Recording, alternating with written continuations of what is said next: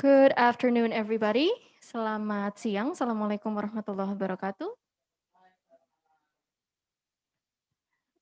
Excellencies, distinguished guest speakers and collaborators, fellow participants, ladies and gentlemen, thank you for joining us on this afternoon, and also welcome back for all of the participants who have stuck around since the first session this morning. As we have mentioned before, we have divided today's event into 2 sessions.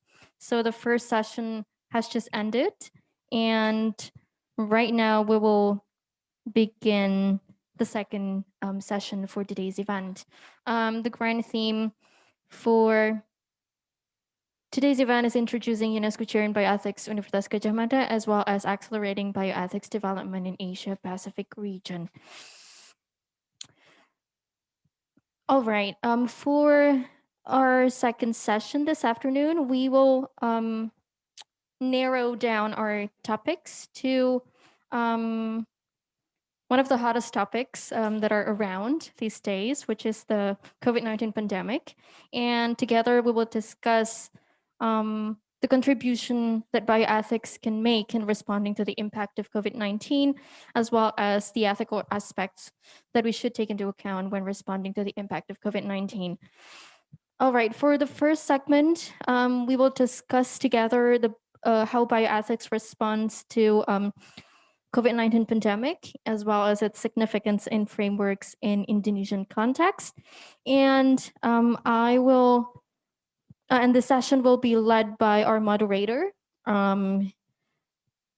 Dr. Ratna Siwi Patmawati, MA. Ibu Siwi, apakah sudah bergabung dengan kami? Ya. Selamat siang, Bu Siwi. Siang, yes. Thank you very much, Mbak Puspa. Suaranya sudah oke, Nje? Ya. Nje, kepada Ibu Siwi kami persilakan. Ya, terima kasih Mbak Puspa. Thank you very much. Good afternoon, ladies and gentlemen. Welcome back to our seminar for the 20th anniversary of Center for Bioethics and Medical Humanities, Gadjah Mada University.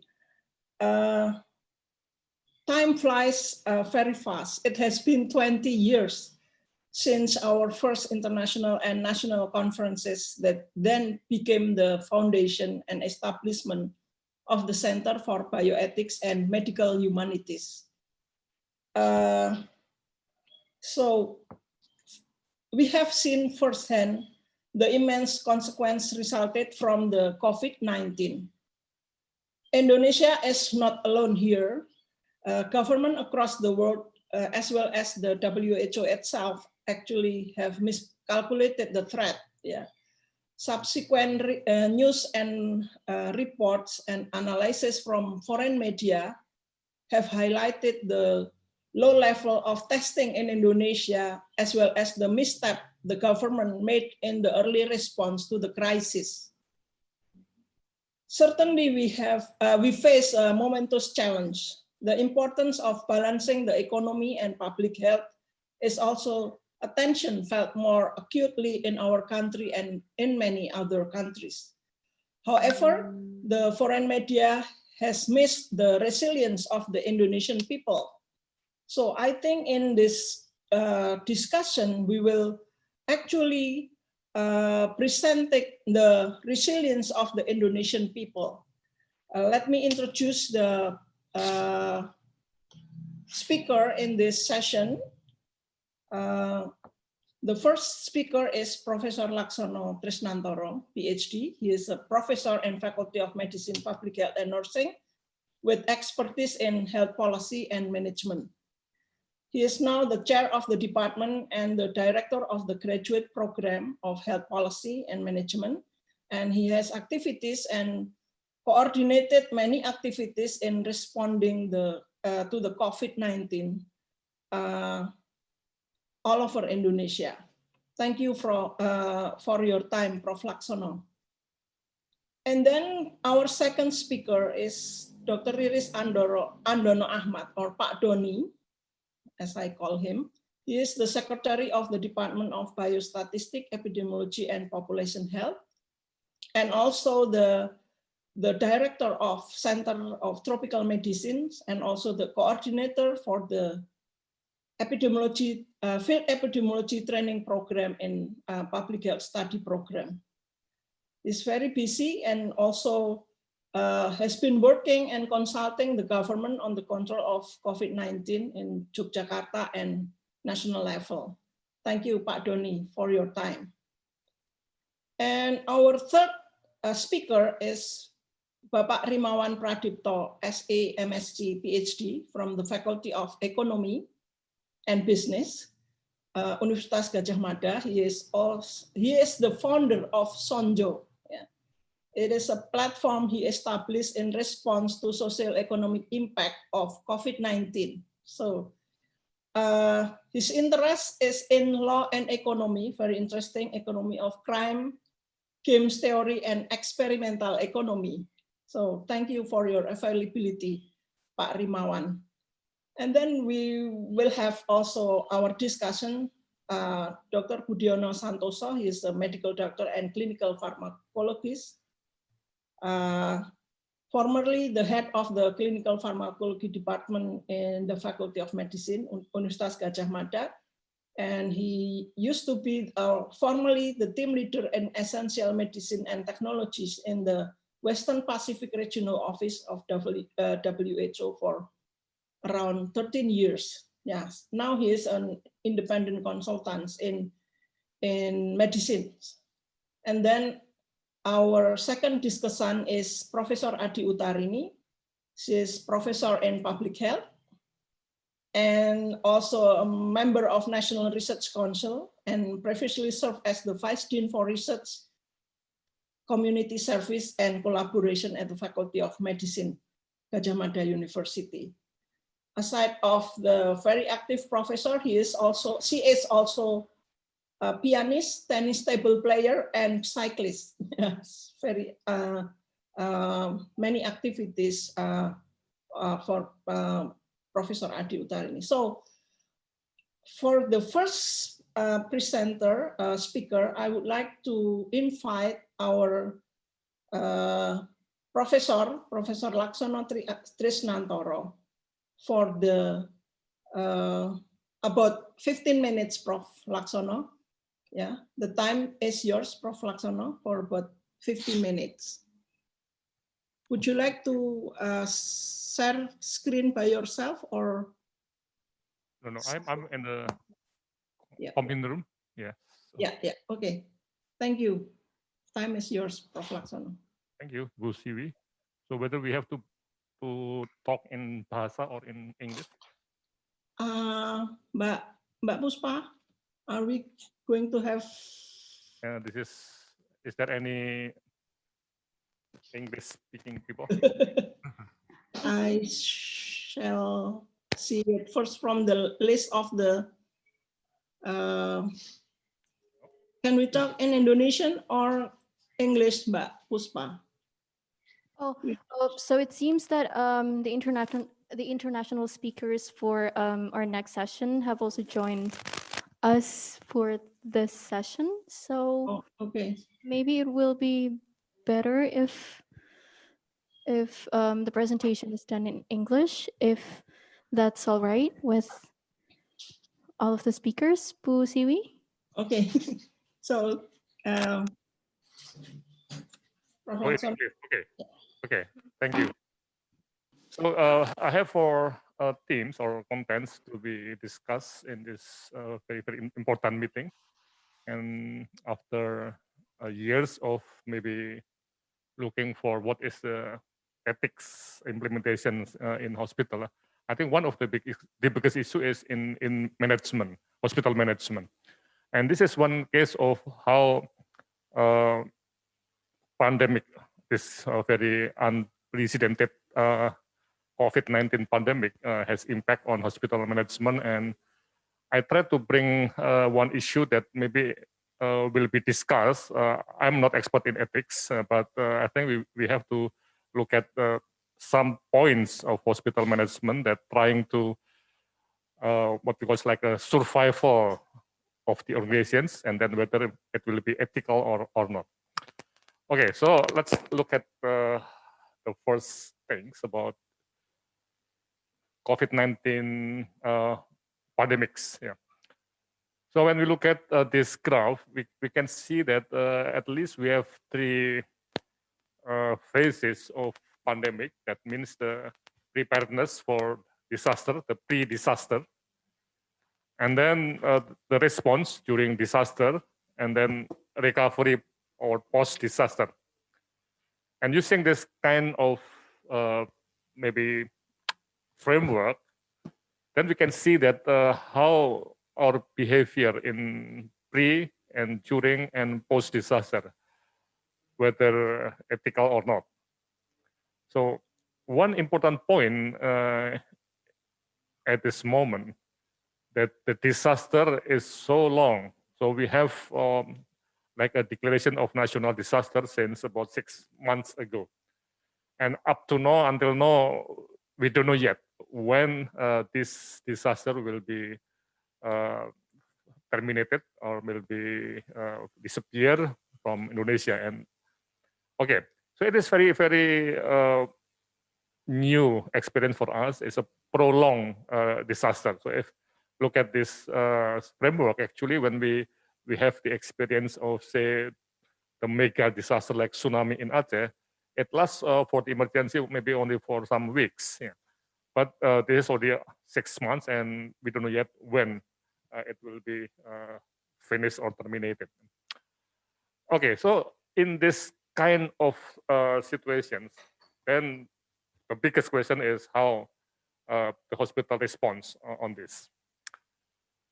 So if we look at the index developed by Pan-American Health Organizations, PAHO, that hospitals should have like some what was like ensuring hospital to continue functioning and provide appropriate and sustainable healthcare during and after emergency and disaster. So the terms of continuing function is a very important issue. And then we have to think about the hospital in continuing to follow the functions should protect the health worker, patients, and family. And now we know that some of our doctors, nurses are now becoming, yeah, I don't know, I don't want to say like a victim, but at least they have some negative impact of COVID-19 pandemic. And also this experience is also unprecedented. It never happened before. So when the tsunami struck, yes, some doctors they were maybe disappeared because the tsunami waves, not by their professions. So the same situation with the other people. But in this case, we know that COVID-19 also struck health workers at the hospital. And then also protecting the physical integrity of hospital building, equipment, and hospital system at a time of crisis. And this is not easy. Actually, when we look at the COVID-19 requirement for physical building, it is also included what we call like the negative chambers or many of the things like hazmat and yes, all of the protecting devices. And then ensuring a safe hospital and resilience toward risk in the future during disaster and health crisis. So that means we have to look also in the future. So hospital should survive. That is the point. Okay. So when we look at the PAHO index, it is very important to bear in mind that the hospital also can be annihilated or destroyed by COVID-19. And that is the point. When we look at the risk, COVID-19 pandemic may have negative impact to quality of hospital service, increase the COVID-19 transmission to hospital staff, and also it may shut down hospital operations due to many problems. Okay. So that's why I think we have to look at how we manage the risk at this time and for the future. Because actually when we look at the pre-disaster preparations, many of our experience in observing or in evaluating the hospital preparedness, it doesn't work well. That is the point. Because many people think that the risk is not important. And actually, when we look at our culture, the Indonesian culture of risk, actually we don't have this culture because Indonesians, word of risk, we don't have any.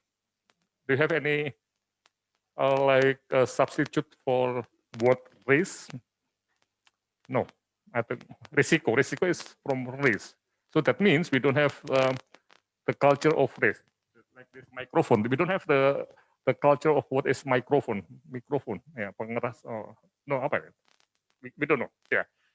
Okay, so that's why when we look at risk management, this is the culture that come from people in the Four Seasons situation. The Four Seasons people, they understand that if they are not prepared for winter, the winter can be mild or can be very, very hard. Yeah. So it's very cold winter. That means they can die because winter time.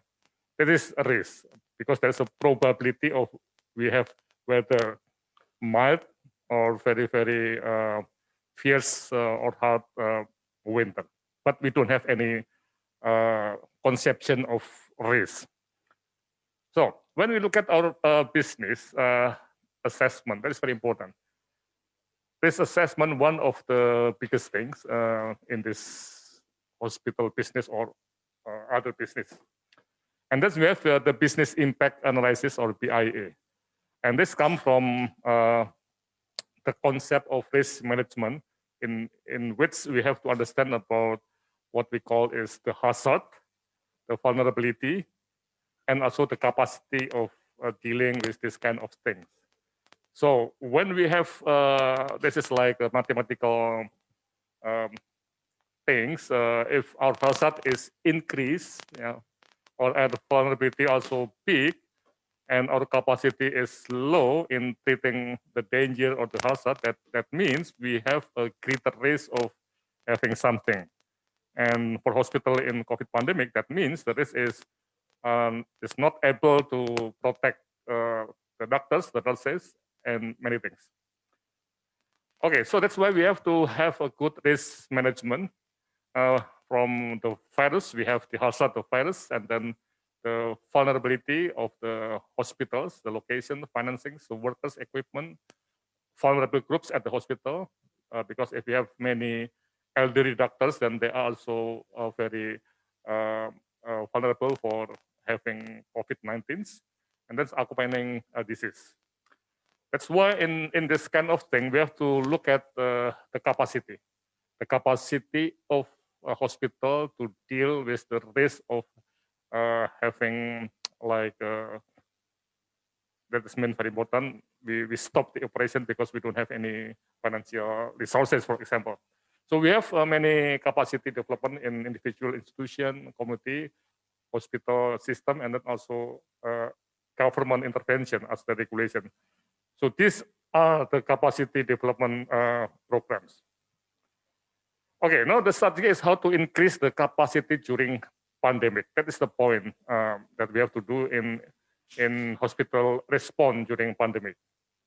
And if you look at the business impact analysis, that means we have to have a very strong, team, yes, that can make good information gathering or collections based on the scope and objective of the analysis, and then trying to make analysis and then present finding to leadership. And next step is how to make a business plan after we have this kind of business impact analysis.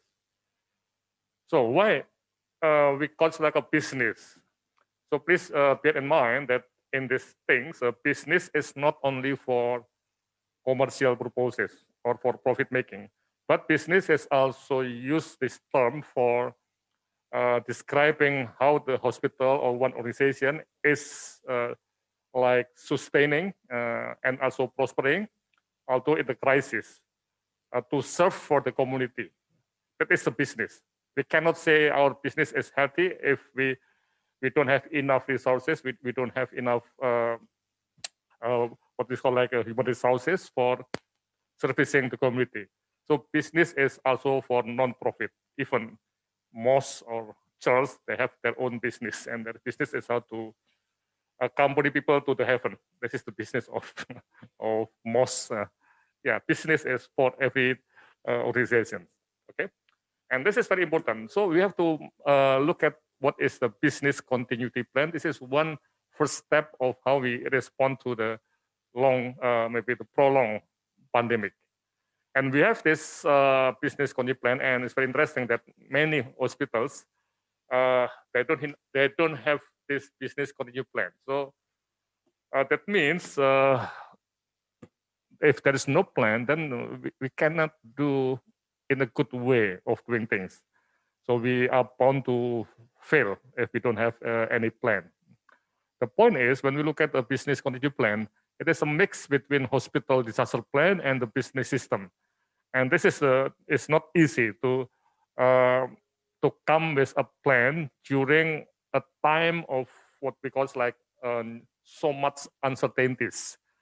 So the response will be very, very difficult, but it depends on how leaders can influence his staff or the staff to make a good plan for responding. So the purpose of the plan is how to maintain hospital. So planning so that hospital can continue to operate and then prepare the surge capacity for if there are many or too many patients, then what we have to do. And then if we have planning team that can work during this prolonged pandemic, then it's very important because it needs like a budget assessment. And this plan is a living document because again, back to the issue of there are so many uncertainty and we don't have enough information. But at least we have to plan. Because when we look at the plan, then we can have updating of the informations quickly, yeah, and then we can understand the new threats, and then we have understand about the changing personnel. Then it's very important that some of the personnel they are becoming very, very hectic, and some of them, if we look at in the newspaper, becoming like burnt out. Yeah, that means there should be like a substitute. And this need a good task shifting methods. And then better technologies, preparing IT and information, telemedicine, and many, many things about in the future. So this is the use of plan. And then this is the components of a good plan. I think I cannot spend much time in these things, but at least the response should start from a good planning writing. This is very important. Don't forget to have a good plan. Otherwise, we will end up with so many what is like urgent things. Then we don't have enough analysis for choosing the best action. Lastly, there is a dilemma, and when we look at the financial plan, this is another issue that maybe I'm not expert in ethics, but COVID-19, yes, it can be regarded as one of the financial source for the hospital, like the price of swab examinations or routine examination. Yeah. So hospital income may come from COVID-19, and it may compensate hospital loss during pandemic because the non-COVID patient is declining or is becoming less and less. So I don't have the answer. No, is it ethical? Yeah. So in this meeting, I try to raise this question, and I hope we can discuss. Thank you very much. Thank you very much, Prof. Laksono. It's very inspiring talk about the hospital business plan during pandemic. Yeah. So I would like to continue directly with Dr. Riris Andono Ahmad. Dr. Riris Andono Ahmad would like to talk about the social responsibility during COVID-19 pandemic. Your time is also 15 minutes, Dr. Doni. Yeah, time is yours. Thank you.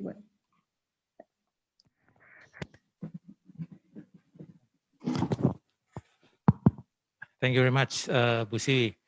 Good afternoon, everyone. It's been a pleasure for me to be here, and it's a happy topic for me because I'm an epidemiologist and social responsibility. It's out my comfort zone. So, but because I was asked to discuss this, then I'm trying to come up with something that I see during the pandemic in Indonesia. So I will start with this statement that virus does not travel, but people do, and that's how the disease spread and transmit. And with the more mobility, the transmission also increase, and the cases and the number of people who are infected and died also increase. So it is common sense and also ethical things to do to slow down the pandemic by flattening the curve, and this is the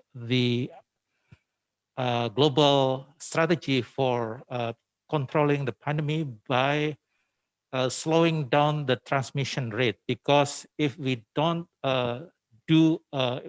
slow down the transmission rate, then we will have very high cases in this very short time, and it will collapse not only the health system but other system in every countries. So that's why we do different type of intervention, and particularly social distancing.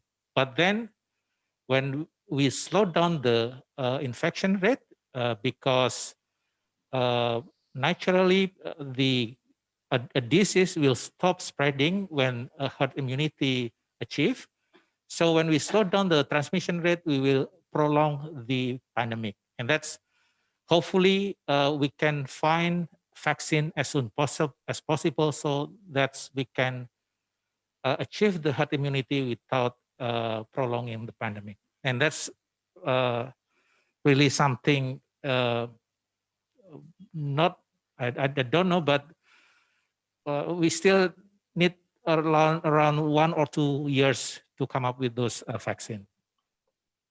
So there is this dilemma. I call it deadly dilemma. On the one hand, when we have usual mobility without any social distancing intervention, we will have more COVID-19 cases and also higher death rate. But if we stop the mobility, we also have a risk of increasing death due to non-COVID cause.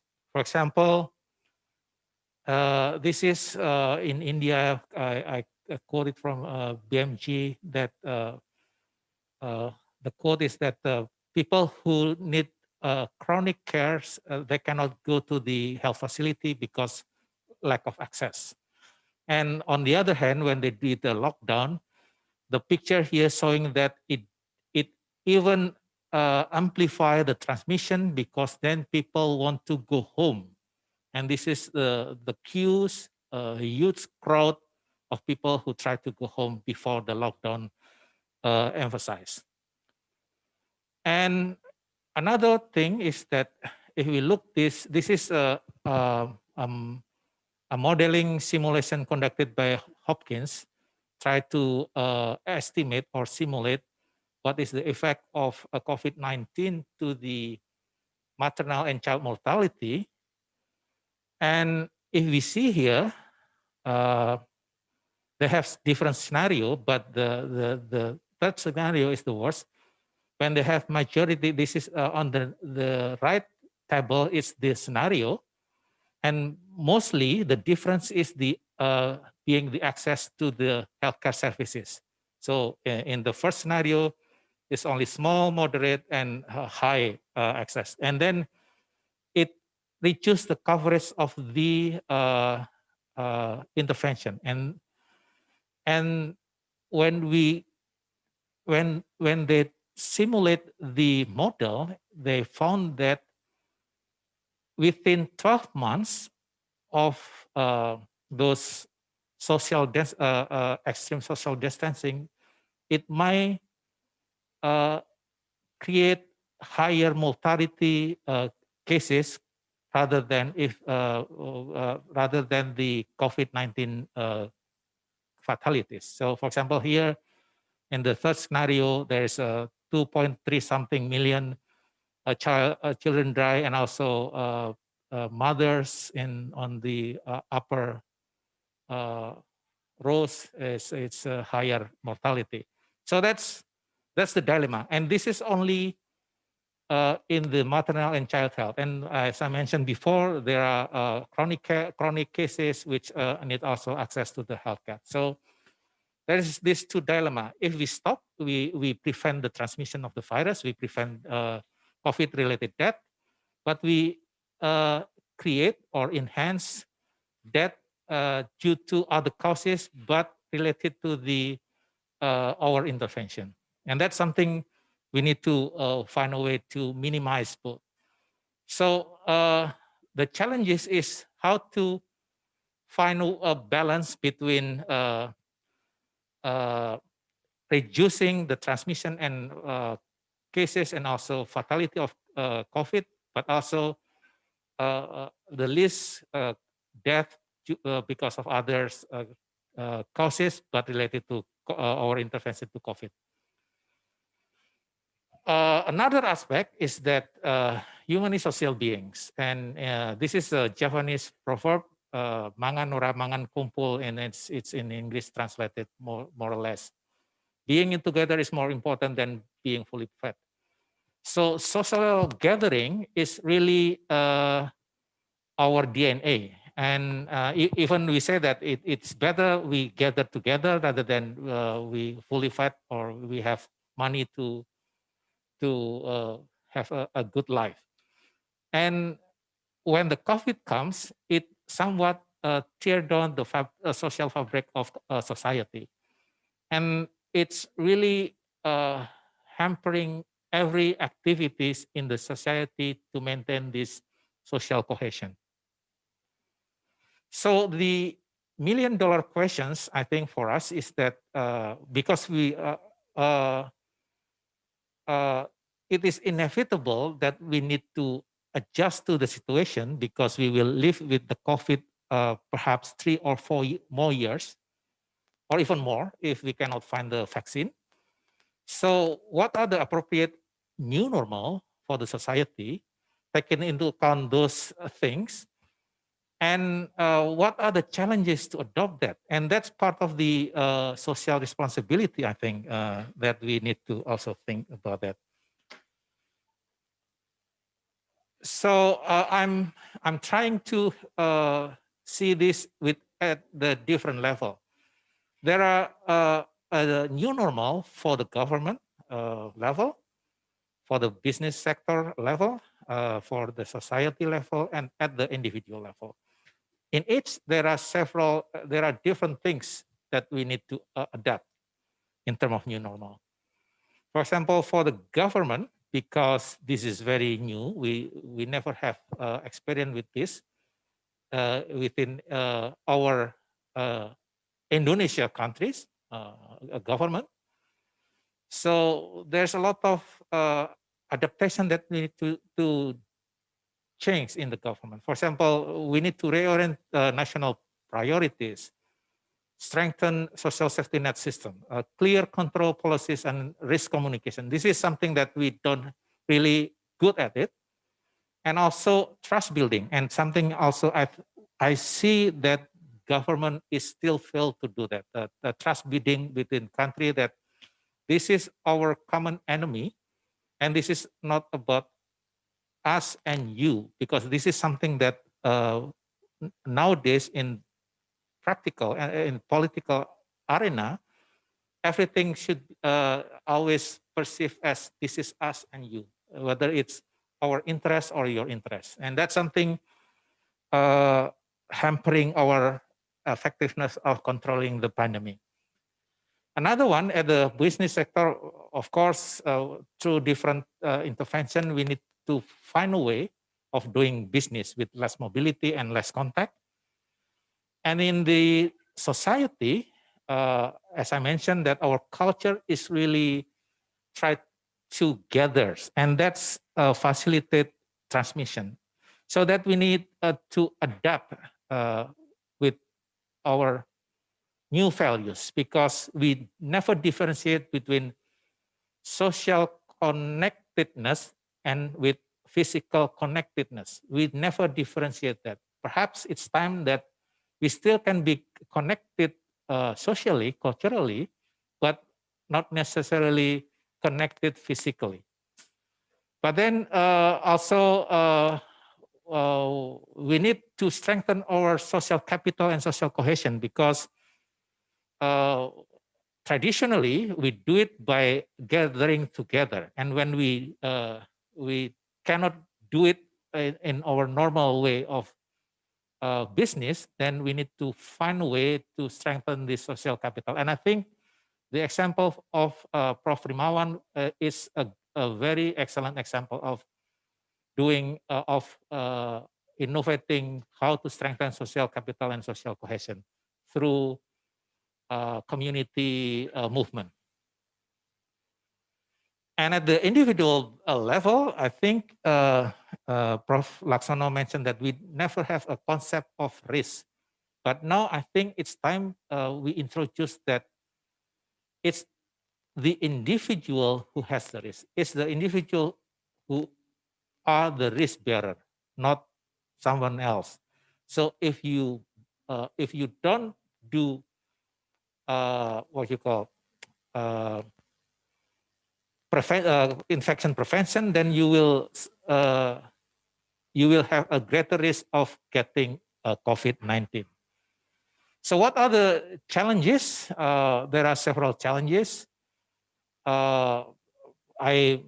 This is not mutually exclusive, but some that I observe it might be more than this.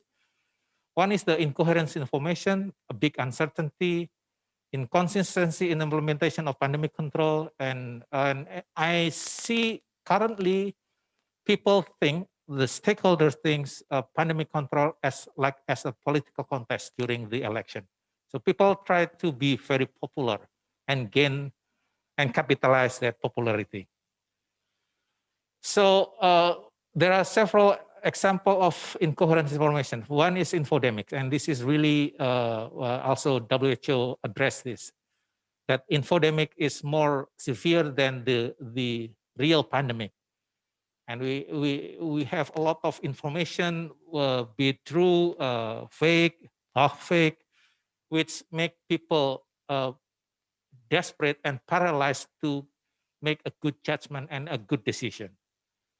Another thing is this poor risk communication strategy. From the beginning, the government is not have a clear communication strategy, risk communication strategy, and it create distrust within the community, and it's amplified with the distrust which already happened because of the political tension from previous election.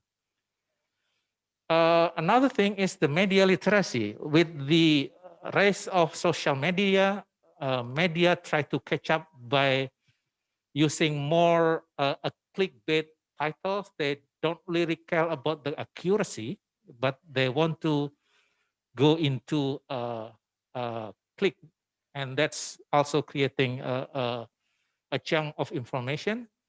And that's, as a consequences, there are a lot of stigma around it. And it's not only in the lay people, but even in the healthcare workers.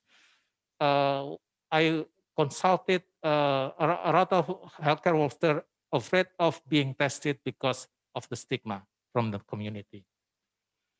there are also a big uncertainty in economy, which create another also uncertainty because of social disconnection.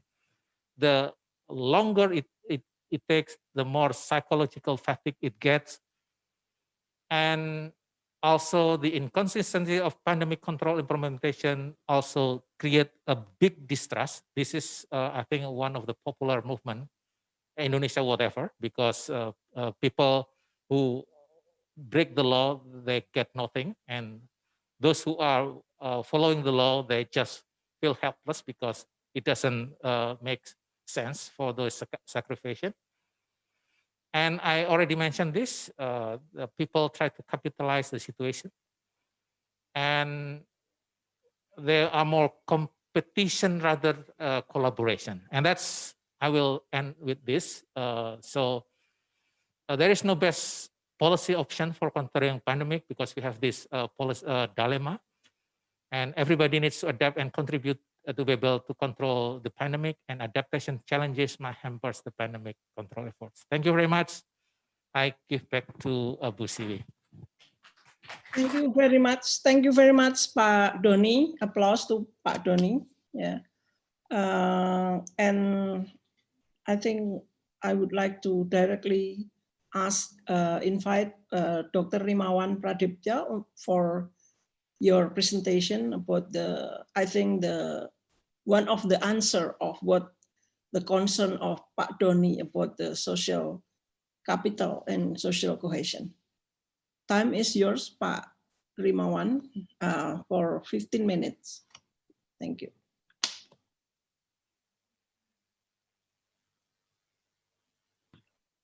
Thank you, Bu Ratna, for inviting me and ask me to present this materials. So basically, I'm an economist, and I feel useless basically when the COVID is struck, because I know that from several colleagues from the Faculty of Medicine, I asked them, and they said, well, how difficult the problem. And then at that time, I feel very guilty actually, because as an economist, what's good for us? I mean, I cannot do anything. I cannot help you to taking care of a patient and etc. But then I'm thinking about why don't we just trying to do as much as we can as non-medical people basically, and we try to help each other.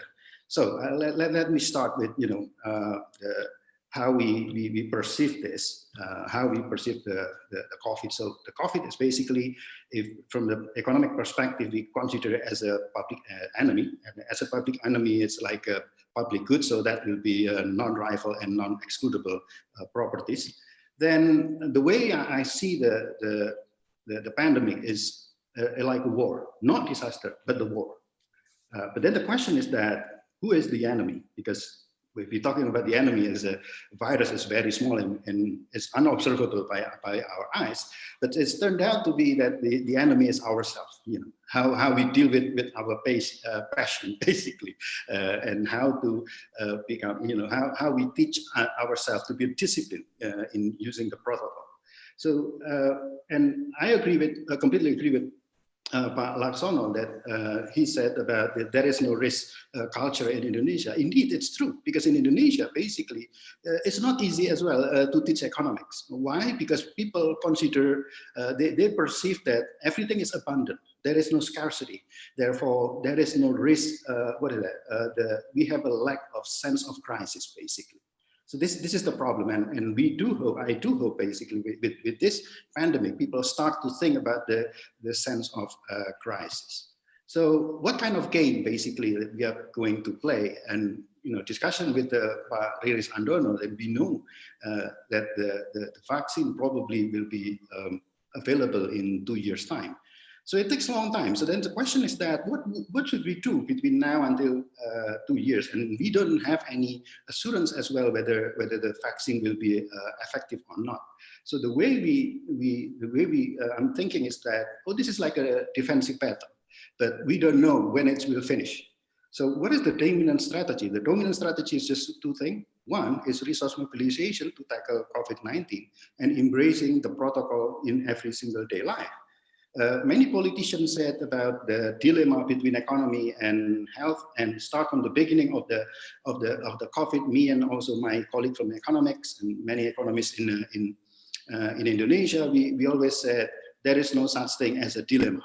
So the health or the safety is the paramount, and we are the economic variables is actually it will be useless without any human being, or when everybody are sick. So what we need to do is basically how to find the alternative alternative activities in economic activities which conform to the protocol of COVID-19. That's the optimization that we should foresee. So let's learn. There are many things that are successful from the defensive battle, actually. And the way we see is that we use three strategies here. Expect the unexpected in terms of the impact of the pandemic. And the second one, thinking the unthinkable in terms of the alternative solution. But then what the most important thing is resources, which is the resource mobilization. Now, where is the resource mobilization? Let me just go straight. Now, this is the resource mobilization basically. Where is the resource lies? Now, this is I show you where is the fallacy lies. Many people thought that by the time they got we experienced the pandemic, everybody rely on the government. But hang on a second, how much money that the government has? So in the GDP in Indonesia, that's the government only have about 1/6 of all of GDP. That's in the state budget. 1/5 of the GDP lies in the people, the business, and also the people. And 60% of the economy is basically contributed by informal sector, which is the small, medium enterprise. Now, in a war, what you need to think is that many war has been won because of what? Three things: logistic, and logistic. So we need to approach the logistic, and the logistic definitely is not in the government, but in the people. So this is why in Sanjo we have a Sanjo. We don't have any money basically, and we said that no money involved in here. And what we need to do is just contributing in terms of we need the resources, of course. We have we have time, and we have labor, and we have a connection, and we use everything to help ourselves. So this is the idea in Sanjo in promoting social capital. Now this is the Sanjo that we have. Sanjo was developed on the 24th of March, so that will be 6 months in next 24th of August, basically. And we focused in two things: vulnerable people and people at risk owing to the pandemic. And the values that we're trying to promote here is transparency, empathy, solidarity, and the synergy. So what we're trying to do here, we use everything that what we have. The Indonesian people love to use the gadget, and we are very fond of using this gadget. And usually about, on the average, it's 3.5 hours a day, people using gadget for WhatsApp and everything. That's why the Sanjo is start with the WhatsApp and using the WhatsApp group. It seems quite trivial or quite simple, but look, this is what we have. So basically in a pandemic like this, or in a war like this is an emergency situation. Look at what you have, and then how to materialize everything what you have to help yourself. So that's the idea that we're trying to promote in Sanjo. Okay, so now our concern is this is another problem that we have. In Indonesia, the public sector has a heterogeneous incentive system, and the majority of the incentive system for the public sector is basically, their KPI is state budget absorption, and in my opinion, it doesn't make any sense, and it even doesn't make any sense during the pandemic. Although start from 2008, I always mention about this. I try to criticize this, that we need to change, not to the budget absorption, but move towards the outcome, the focusing on outcome, but nobody listened basically. What we can see now is that Sanjo, we don't have any money in Sanjo. We don't have, we not allow money involved in here whatsoever. So we only focus in one thing, outcome. How to achieve outcome with given resources that we have. What kind of resources that we have is our connection, is people that we have in Sanjo, and also our time. Okay, so this is what's going on. Why is it that we don't, many people ask me basically, so where do you get the funding? And I said, no, we don't have any funding. So I just want to prove to you that actually you can develop, you can produce stream of outcome without any money. But of course, you need resources. Now, what this is, and this is basically what the Sanjo is, what the Sambatan is. So in the old days, what I call Sambatan is working together, actually, building a house. And is there any money in there at that time? No, because people are lack of money because of the colonization and etc. So they just spend 3-4 days helping their neighbor to develop a house, and within all of the like wood and materials, everything has been provided by the house owner. And what you need to do is just working for 3 to 4 days fully, and what they receive is just like a snack and a coffee, tea, a cigarette, and also lunch. And after 2 to 3 days, voila, you will build the house. Now the same approach has been used in Sanjo. Okay. Now, how to develop the social capital? Now, this is one thing that many people made a mistake when they said about, okay, so that's social cohesion and that kind of stuff. So the most important thing is that, you know, how you answer around and everything. No, the most important thing is your integrity and the transparency. So the value that actually Sanjo has is like a KPK in 2005 and 2019. So this is the spirit of anti-corruption, basically. And the Sanjo will start from anti-corruption circle. And then we start to growing after that. So the most important thing is a trust, and how to build the trust is because of the integrity, transparency, and focus in obtaining outcome. Now the integrity is related to no conflict of interest and no abuse of power. So this is what we have in Sanjo, and how to initiate is just do it, basically. Okay, now just want to take a look, you know, what is the structure of the Sanjo?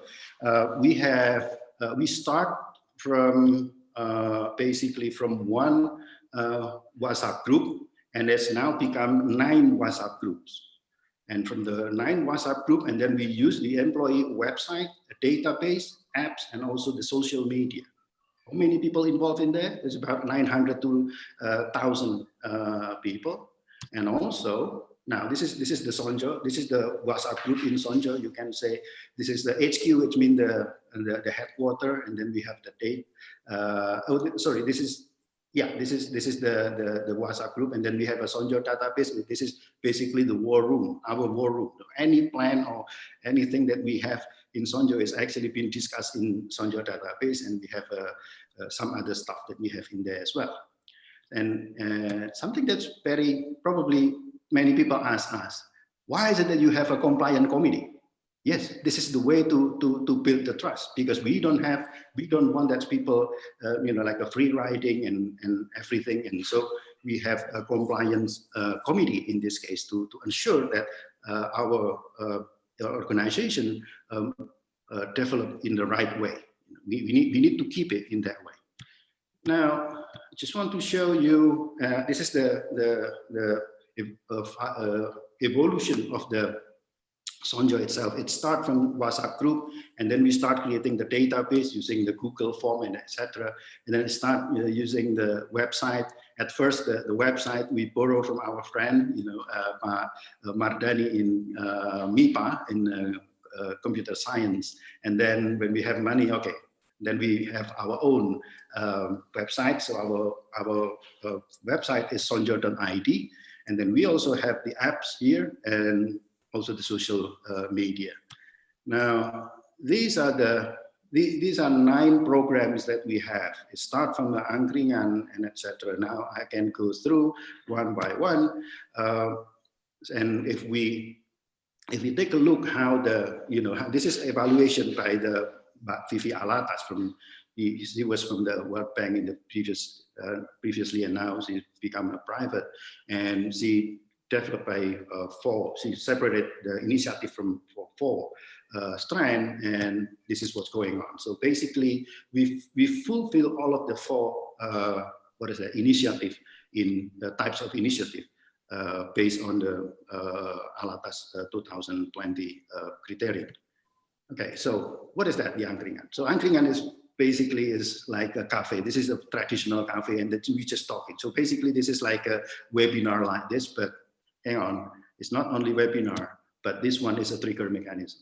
So any problem that we have in Sanjo, in WhatsApp group, we're trying to invite people to discuss in angkringan or in a webinar, and then afterward, we follow through afterward. So then sometimes in the follow-up, creating a new initiative, a new program.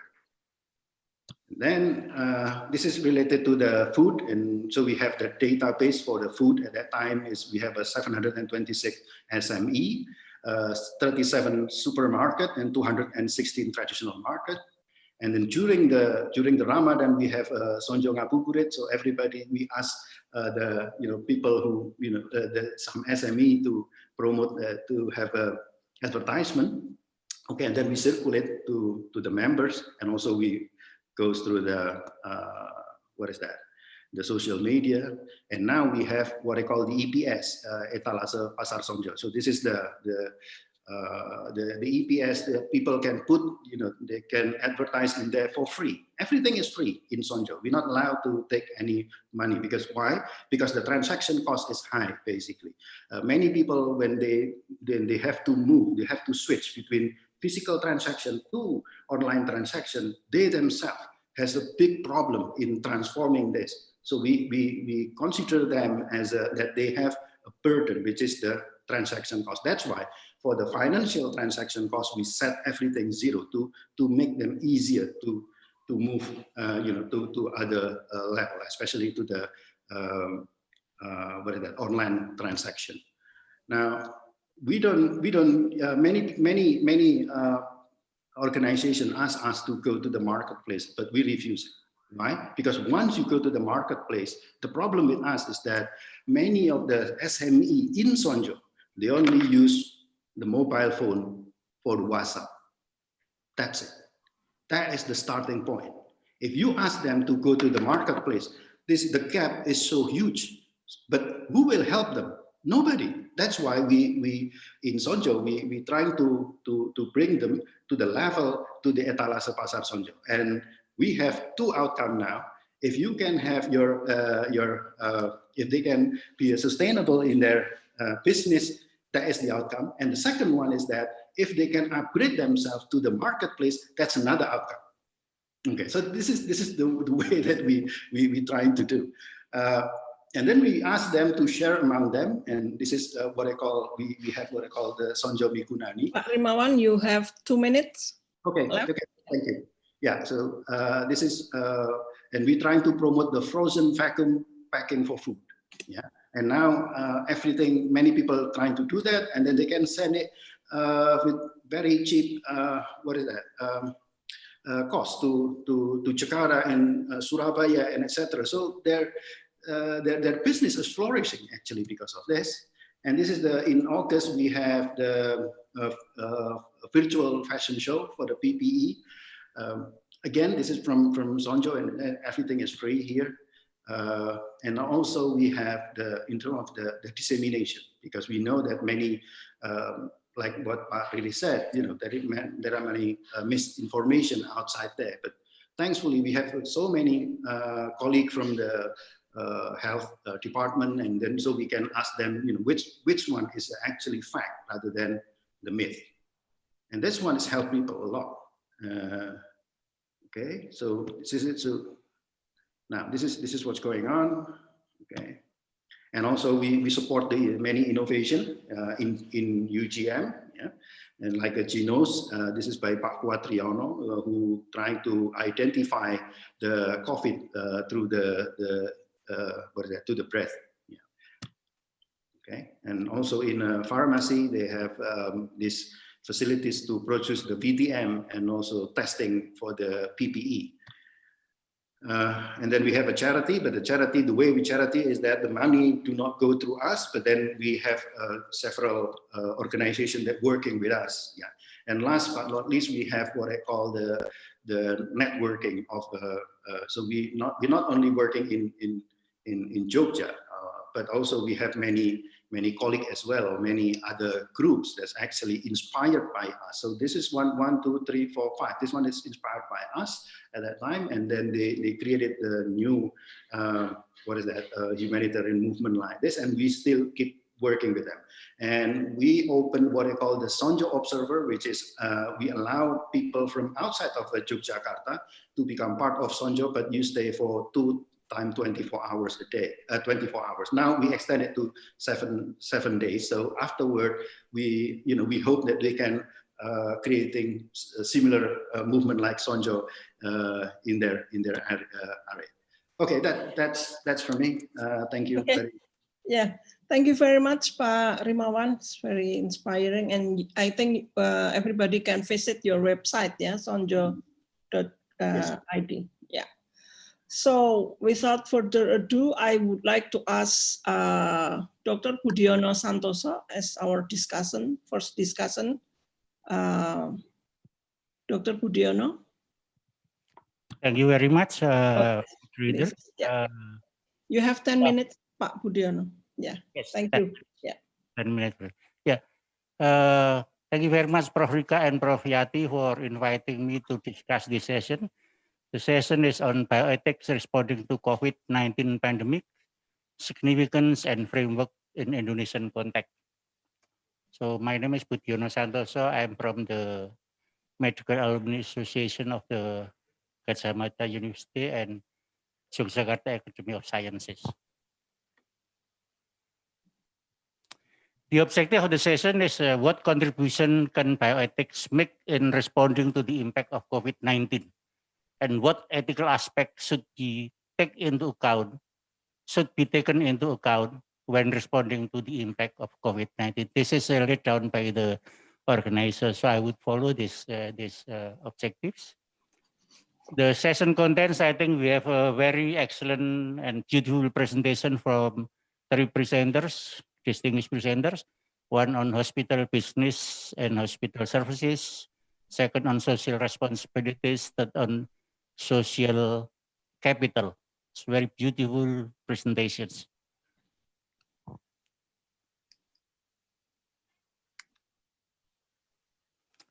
So the discussion approach would focus only on the ethical aspects, ethical points of view, rather than on the whole technical contents of the resource presentations.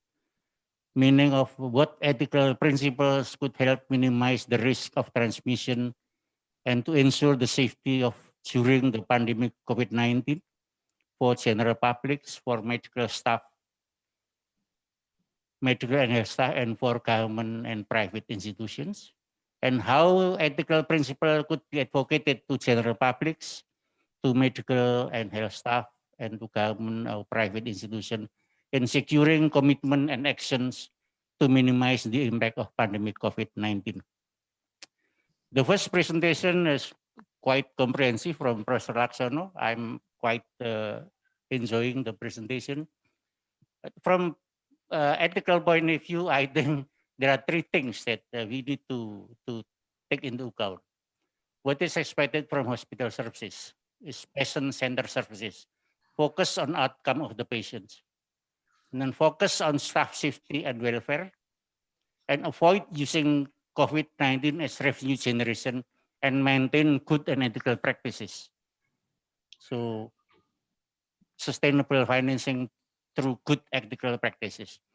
The second one is on finding out innovative and sustainable financing through insurance mechanism.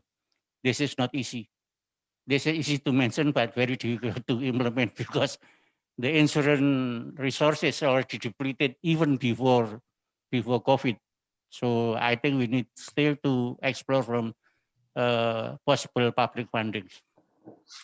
I think we also need to keep the patient-friendly services with less complicated administrative procedures and hectic procedures that many patients sometimes complain about the hospital services.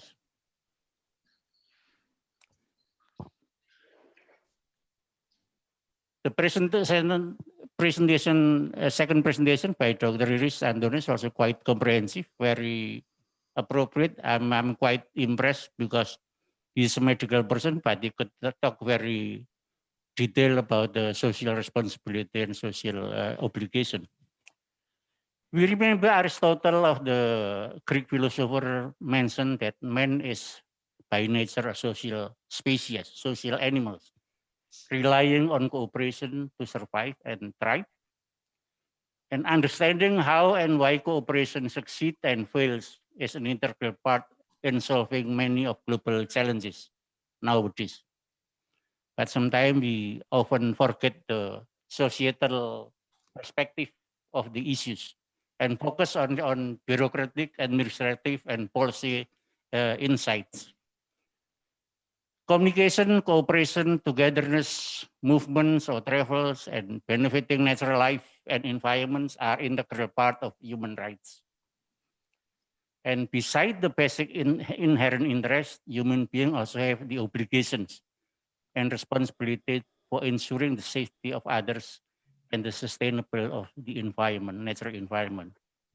But unfortunately, during any crisis, it's obvious that people are more aware about their inherited rights, but not so much on their obligation in protecting safety of themselves and on others and the environment. So there is a need to keep advocating, educating, informing people about their obligation and rights. There are a lot of methodology to do this, and we can pilot testing and pilot project and evaluate the impacts, how social responsibility are taken into account.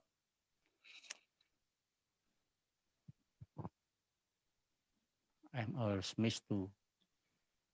There is a need, of course, to effective advocacy and education regarding the new norms. Dr. Riris has already outlined some issues for government institutions, for private institutions, for society and individuals. I just add at the government institution, I think we need to focus more on people safety and welfare. Focus also on inclusive approach rather than top-down approach. Focus on transparency and well-coordinated action rather than isolated action at the national level or between national and subnational level. At the private institution, I think there is new way of doing business, as mentioned by Dr. Iris, but I would like to add that profits only obtained through good practices, good ethical practices, not only unethical practices.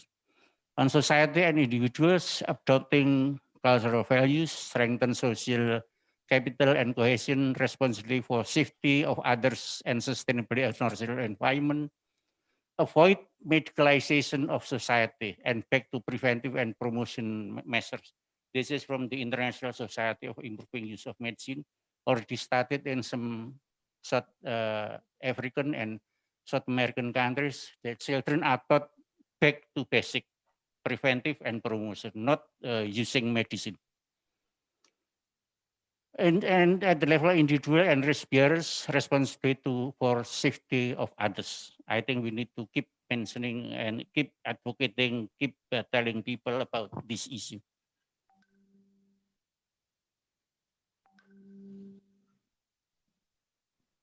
The presentation is very beautiful from Dr. Riman Pratibya.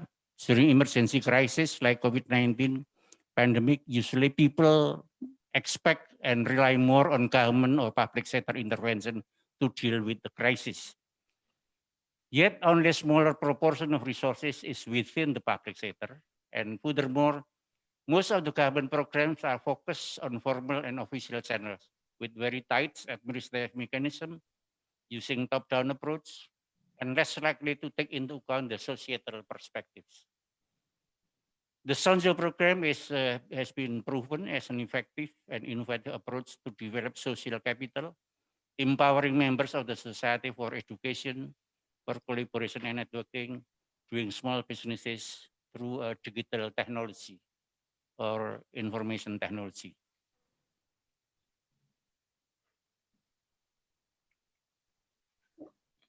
Five characteristics of Sanjo that I can learn from the Dr. Pradipta presentation.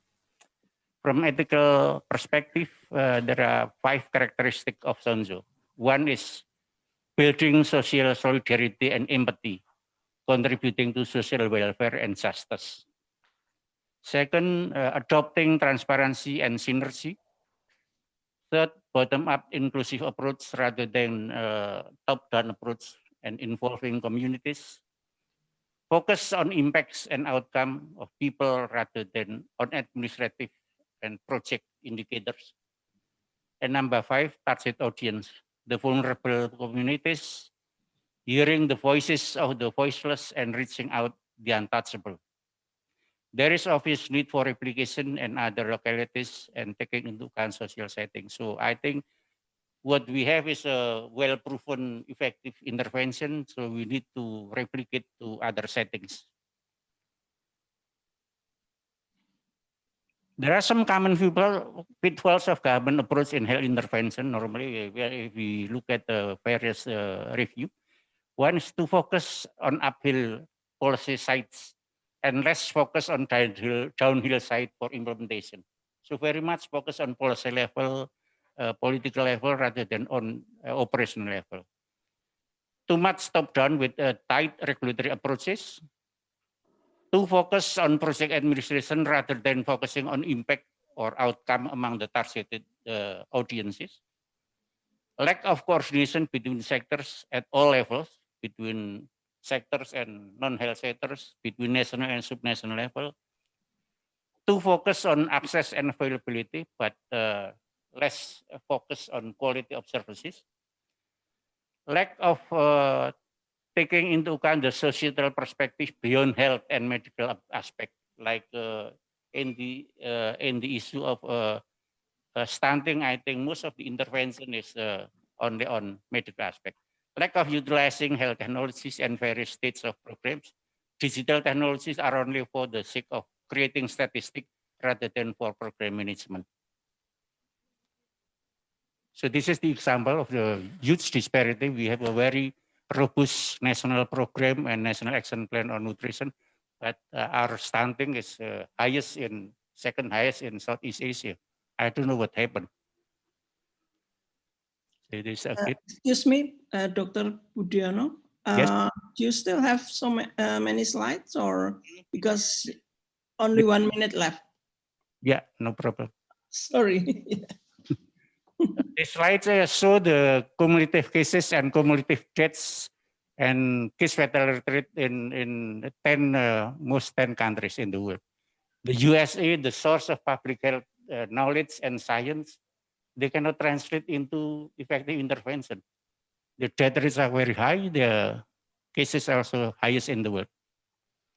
If we look at the difference between Asian countries, low and middle income countries and high income countries in Europe like Sweden, UK, mostly they are employing social distancing, but they also have to pay that the fatality is quite high, the cumulative death is quite high. Although their system, health system, medical system is one of the best in the world, like in the United Kingdom, Germany, Sweden, and Italy. But look at how capable they are responding to the crisis. So the summary, the common programs to deal with COVID-19 is not sufficient to stand alone, but should be complemented with other non-government initiatives to mobilize the community, as has been shown by three beautiful presentations in this session. Innovative and proven effective non-government initiatives to deal with the impact of COVID-19 should be publicized and replicated in other localities. And finally, the ethical principles that need to be taken into account include transparency, social solidarity and empathy, social responsibilities, synergy, inclusive and bottom-up approach, social welfare and social justice. And last but not least is integrity, lack of integrity, free of conflict of interest. Thank you very much. Yeah, thank you very much, Dr. Budiono. It's very useful to see the ethical aspect of the previous presentation. So I would like to directly invite Professor Adi Utarini for your discussion about the three topics or three presenters. Your time is less than 10 minutes actually, or 10 minutes can be. Yeah, thank you very much. That's fine, Siwi. Yeah. Thank you. Could you hear my voice clearly? Yep. Yeah. Okay. Yeah. I will express my thoughts in narratives and perhaps not really specifically addressing each of the speakers, but try to be more elaborative. But first of all, allow me to congratulate the Center for Bioethics and Medical Humanities, and also more personally to Professor Sunarto and Professor Yati Sunarto and the team for the significant achievements up to the 20th anniversary this year.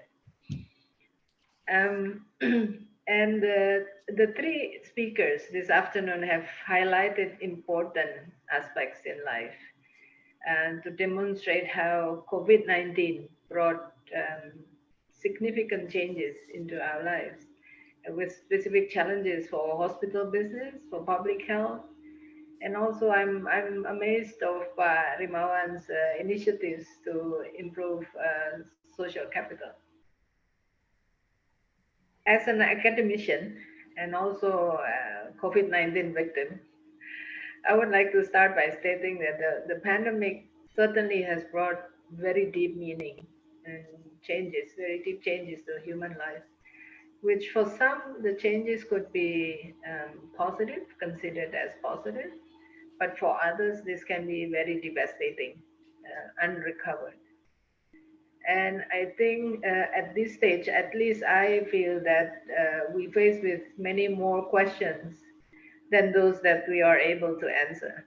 So in this occasion, I think I might actually add some questions rather than discussing from all the three speakers. But I'm very sure that this pandemic has created also a lot of pressure for bioethicians, yeah, with all the situations we face. Now, for the hospital business, I think the situations we can call a crisis in standard of care. And by standard of care, it encompasses all the clinical and the managerial aspect. Today, it happens to be the World Patient Safety Day, September 17th. And the theme for this year really reflects one of the key challenges that we face in hospital business, that is health workers' safety, a priority in patient safety. We've seen that this has been an ongoing crisis in the health human resources. It didn't come in the beginning of the pandemic situation, but I think as the pandemic is ongoing, we face and we realize that this could be becoming one of the chronic crises in the health system. And this, of course, is in addition to all the urgent type of crisis experienced by the hospitals, lack of ventilator, ICU beds, safety equipment for all the staff and the health workers, all this acute. So we are in parallel, I think, facing all the acute as well as the chronic crisis in hospitals. I don't think so much of an ethical issue when Prof. Laksono mentioned that, whether it's ethical for the hospital to sort of earn, income through COVID-19 responses. because I think it's as long as this is a good managerial practices, keeping within the how do you say normal way of doing business. But the ethical issue could be, I think one of the key ethical issues is inequity or fairness. In other words, for example, how can we resolve all the acute and chronic problems when we are receiving also waves of patients coming, flooding the hospitals? Plus, currently the health workers are getting perhaps weaker, are getting less in terms of numbers. And to an extent that this also impact the more of the vulnerable communities. Let's say, for example, if the hospital has very limited ICU beds, would they give it to a person with a high socioeconomic, or would they just use the current queuing system as it is, or what consideration do they have?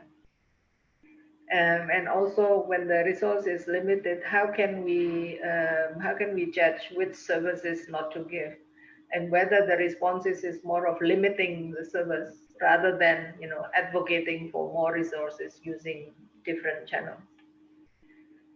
So I think the ethical issues is more on this. And if we are talking about the future, we always have high hopes to vaccine, which is a valid hope to have. But then let's say that the vaccine is available and it's effective, good for all, then we perhaps would face even a bigger question on fairness.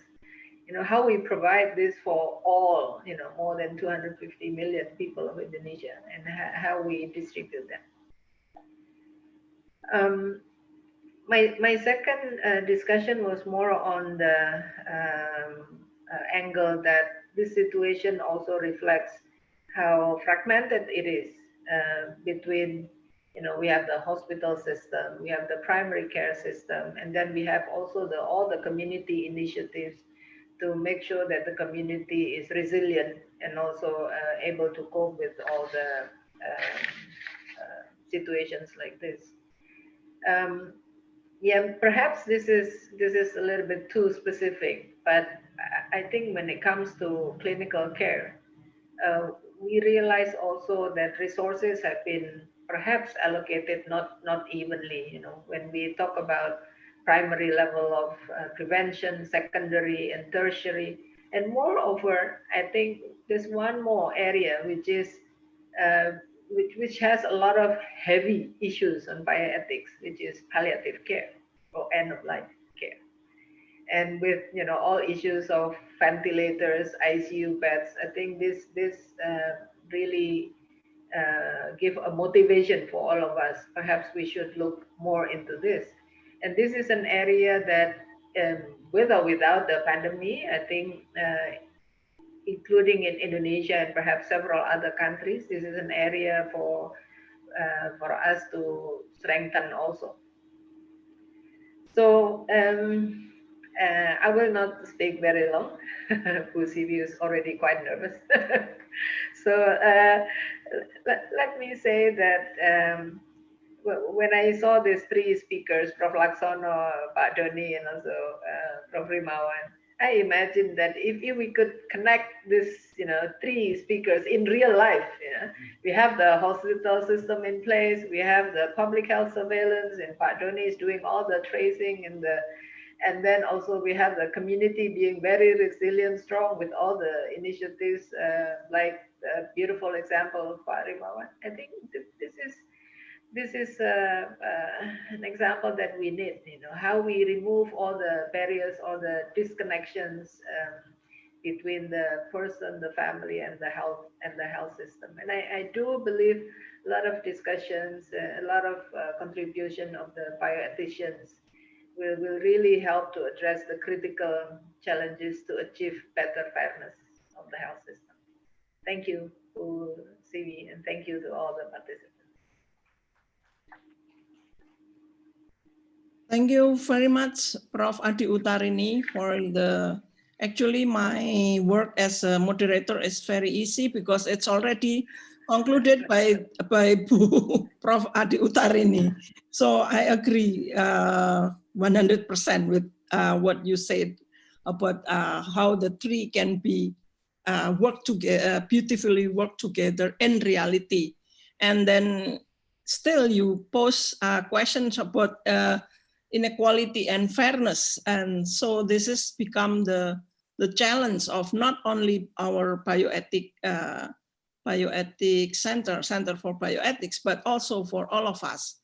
So because of, I don't know if we still have time for the questions, Mbak Puspa, because do we have time for the questions? I think there are so many already pasted in the chat room for Prof. Laksono, for Pak Doni, and also for Yes, Pak I think, yeah. yeah, Bu Siwi, I think we can have at best 10 minutes Yeah. for the question. So first, I think I would like to give the time to Pak Laksono, Prof. Laksono, for responding the questions. I hope you already read the questions in the chat room. Yeah. Yeah, thank you. Pak Asid, before I answer Pak Asid, maybe just a minute for Prof. Uut discussion.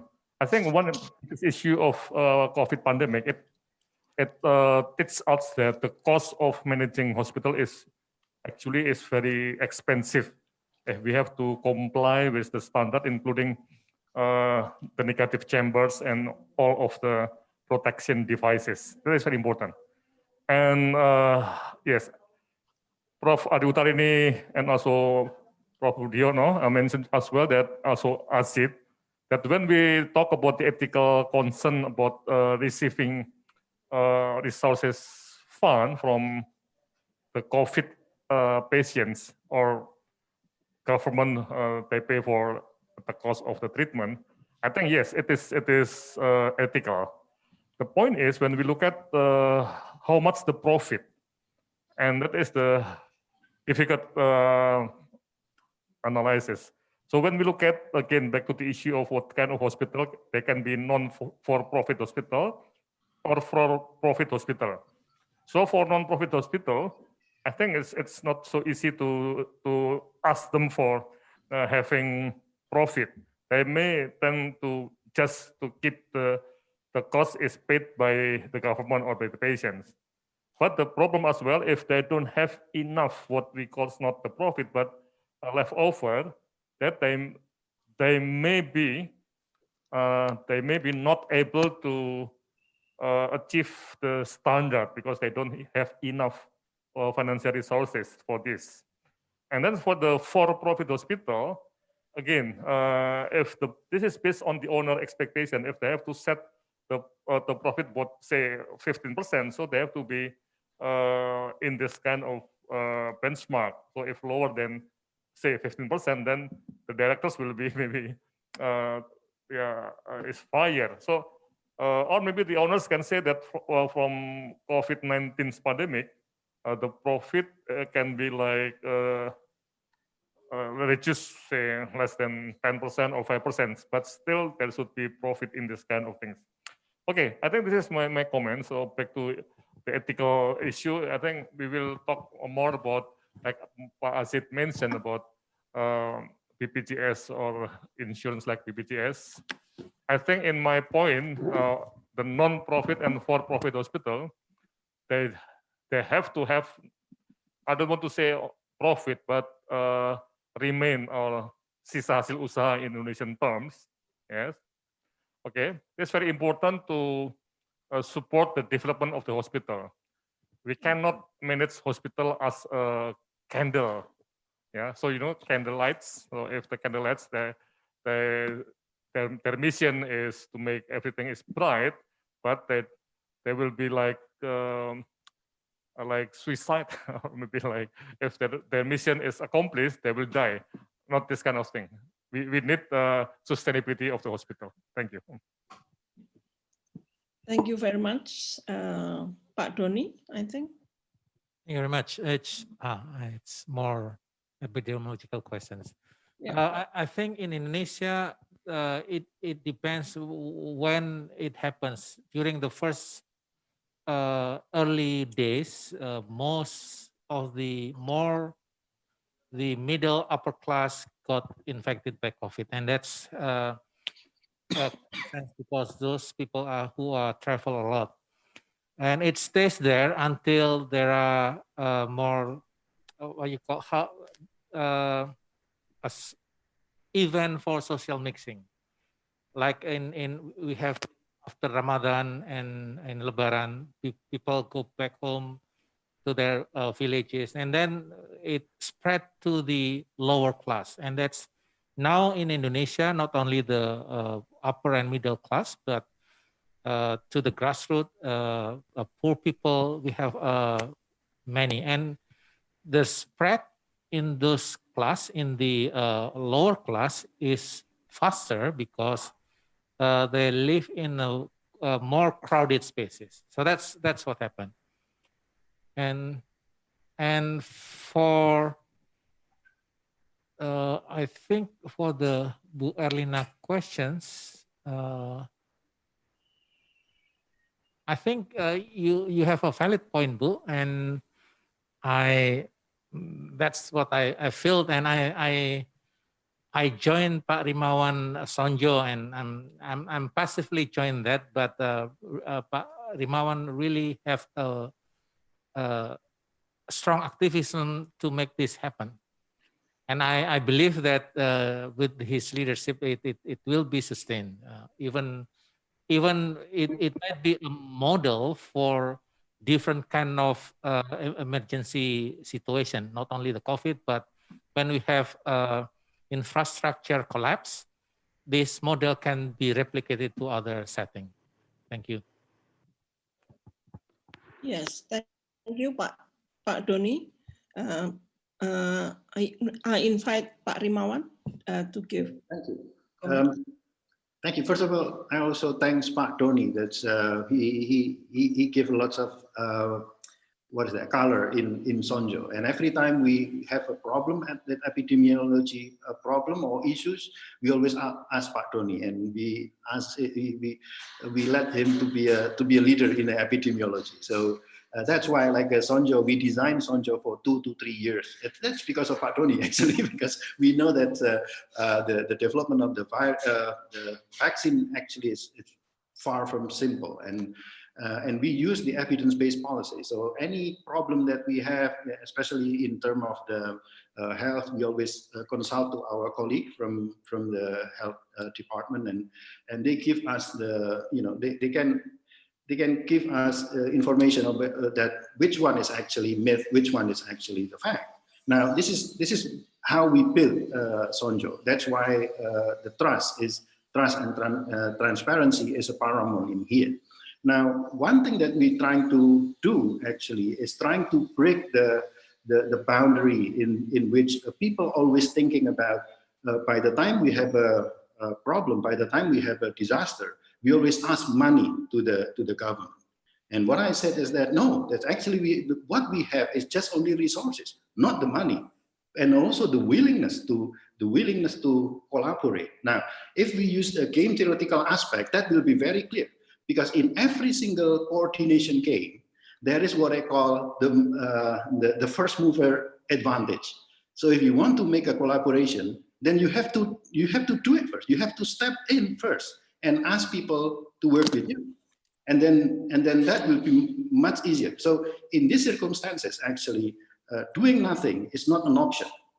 Now the question is that how we trying to translate the, how we can expand Sanjo to other communities. Now this one is not easy, because when I designed the Sanjo, actually this is based on, everything is based on what is going on in Jogja. What do we have in Jogja, and what is the culture in Jogja? That's what we use. So if anybody want to do something else, like mimicking Sanjo, what they need to do is trying to tailor based on their community. And it depends on, again, on the needs from the community. and let them happen. Because this is actually, many people, what is mistake in Indonesia is that we always trying to do one fit for all policy, which just doesn't make any sense, because we are very diverse. So what we need to do is tailoring for each individual, in each individual area. And then afterward, we work together. We just working together. It means like, it's not necessarily that you have an MOU or anything. Look, because in Sanjo, we are the OTP, organisasi tanpa bentuk, or we are the informal sector. Basically, we don't have anything written or like a legislation that's saying that we are an organization. No, we are not the formal. This is a movement now. But then the movement will ensure the sustainability. Why? Because in the Sanjo, we don't do anything that is beyond our reach. If it is too difficult for us, we don't want to do it. So, for instance, I'm good at networking. So that's why I'm just working on the networking. Pak Doni is good in epidemiology, and we asked him about his opinion in epidemiology. And our colleague who's in GM production, he's good in doing, what is that, like a virtual fashion show. So he's the one who do it. So why? Because if they do it because of their specialty, so the additional effort is basically minimum. That's why that will keep. But then if we have many people working with us, then we have a huge impact. That's why we use it, what I call delta, sigma, delta. So to have a big change, we start from the small change, but we do it every day, but we never stop. And second one is that we have the realization is that this is not a sprint, this is a marathon. So the most important thing is how to finish this, but how to survive. So this is the value that we have to do this. And unfortunately, many people still think outside there that how to beat the COVID and how to end this as soon as possible. Come on, we are not in the position of doing that. So we just adapt to the situation. Thank you. Thank you very much, Pak Rimawan. Is there any response from the discussion, Pak Budiono or Prof. Adi Utarini? No. Oh, no. Yeah. Okay. Because of the time, and I'm sorry that it will delay the next session. So with the end of this session, I would like to close this session, and thank you very much for all of the contribution, for the presentation, and also for the involvement in this bioethics anniversary. Thank you very much. Assalamualaikum warahmatullahi wabarakatuh. I'll give the time to Mbak Puspa. I'm sorry, Mbak Puspa, it's already 10 minutes. Thank you so much for the moderator discussants and as well as the guest speakers for the session. There are so many things, so many points that we can learn from, and hopefully we can open up more discussions from what the speakers have shown us.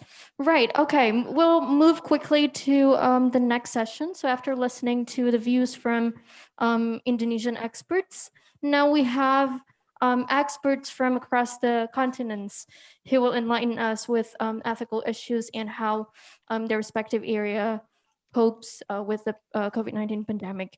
I would now like to invite our moderators for this segment, Bu Erlina, Master of Arts PhD, and also Vika Hartanti, MD, MIH. To the two moderators, the floor is yours. Thank you, Mbak Puspa. Good afternoon, everyone, and I hope you are all still awake. It's very late afternoon, actually, but welcome to the last series of this seminar. So I'm really humble, and because I'm part of this prestigious seminar or webinar of bioethics. And here, my name is Erlina. I'm here with Dr. Vika Hartanti. We are chair for this session. So first, I would like to, can you hear my voice? Yes, Marilyn, we hear you clearly. I'm okay. I'm here. So yeah. I'm waiting for your cue. Go ahead. Okay. Okay, Mbak Vika. I would like to introduce the topic and the speakers as well as discussion for this series. The topic for this session is ethical issues and coping in the pandemic by looking at views from across the continent. So from Indonesia view, so we are going to travel to the other continents in this world. So for the first speaker, I would like to introduce Beth Rieffen. Beth is a professor in the global health. She's a pediatric from University of Washington at Seattle. But unfortunately, she is not able to present lively. So then the first speaker will be Paul Komisarov. Paul is a professor of medicine. He's clinician and philosopher. The director of Praxis Australia. He is chair, editorial board, Journal of Bioethical Inquiry. He's also executive director of Global Reconciliation. He's going to deliver a topic about bioethical issues arising out of COVID-19, an Australian perspective, and of course, in Australian context. The third speaker will be Professor Dr. Amir Jafari. He is he's from a Center of Biomedical Ethics and Culture.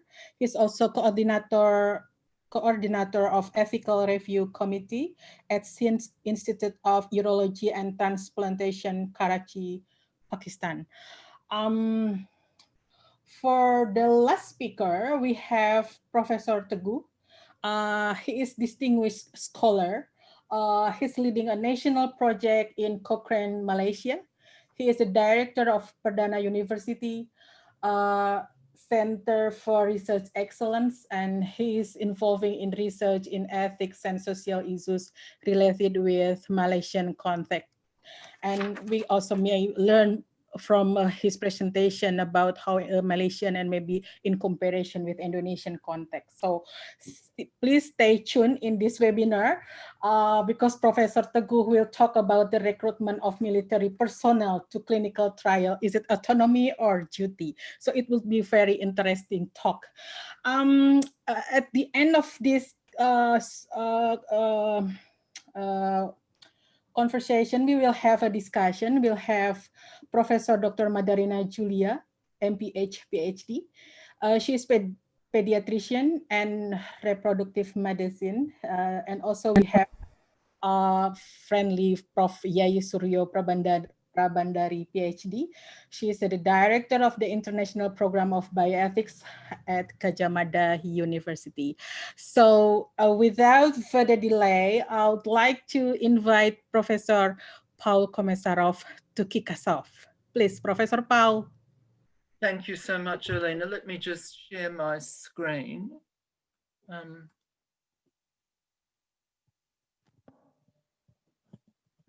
Can everyone see that? Yes, Prof. Paul.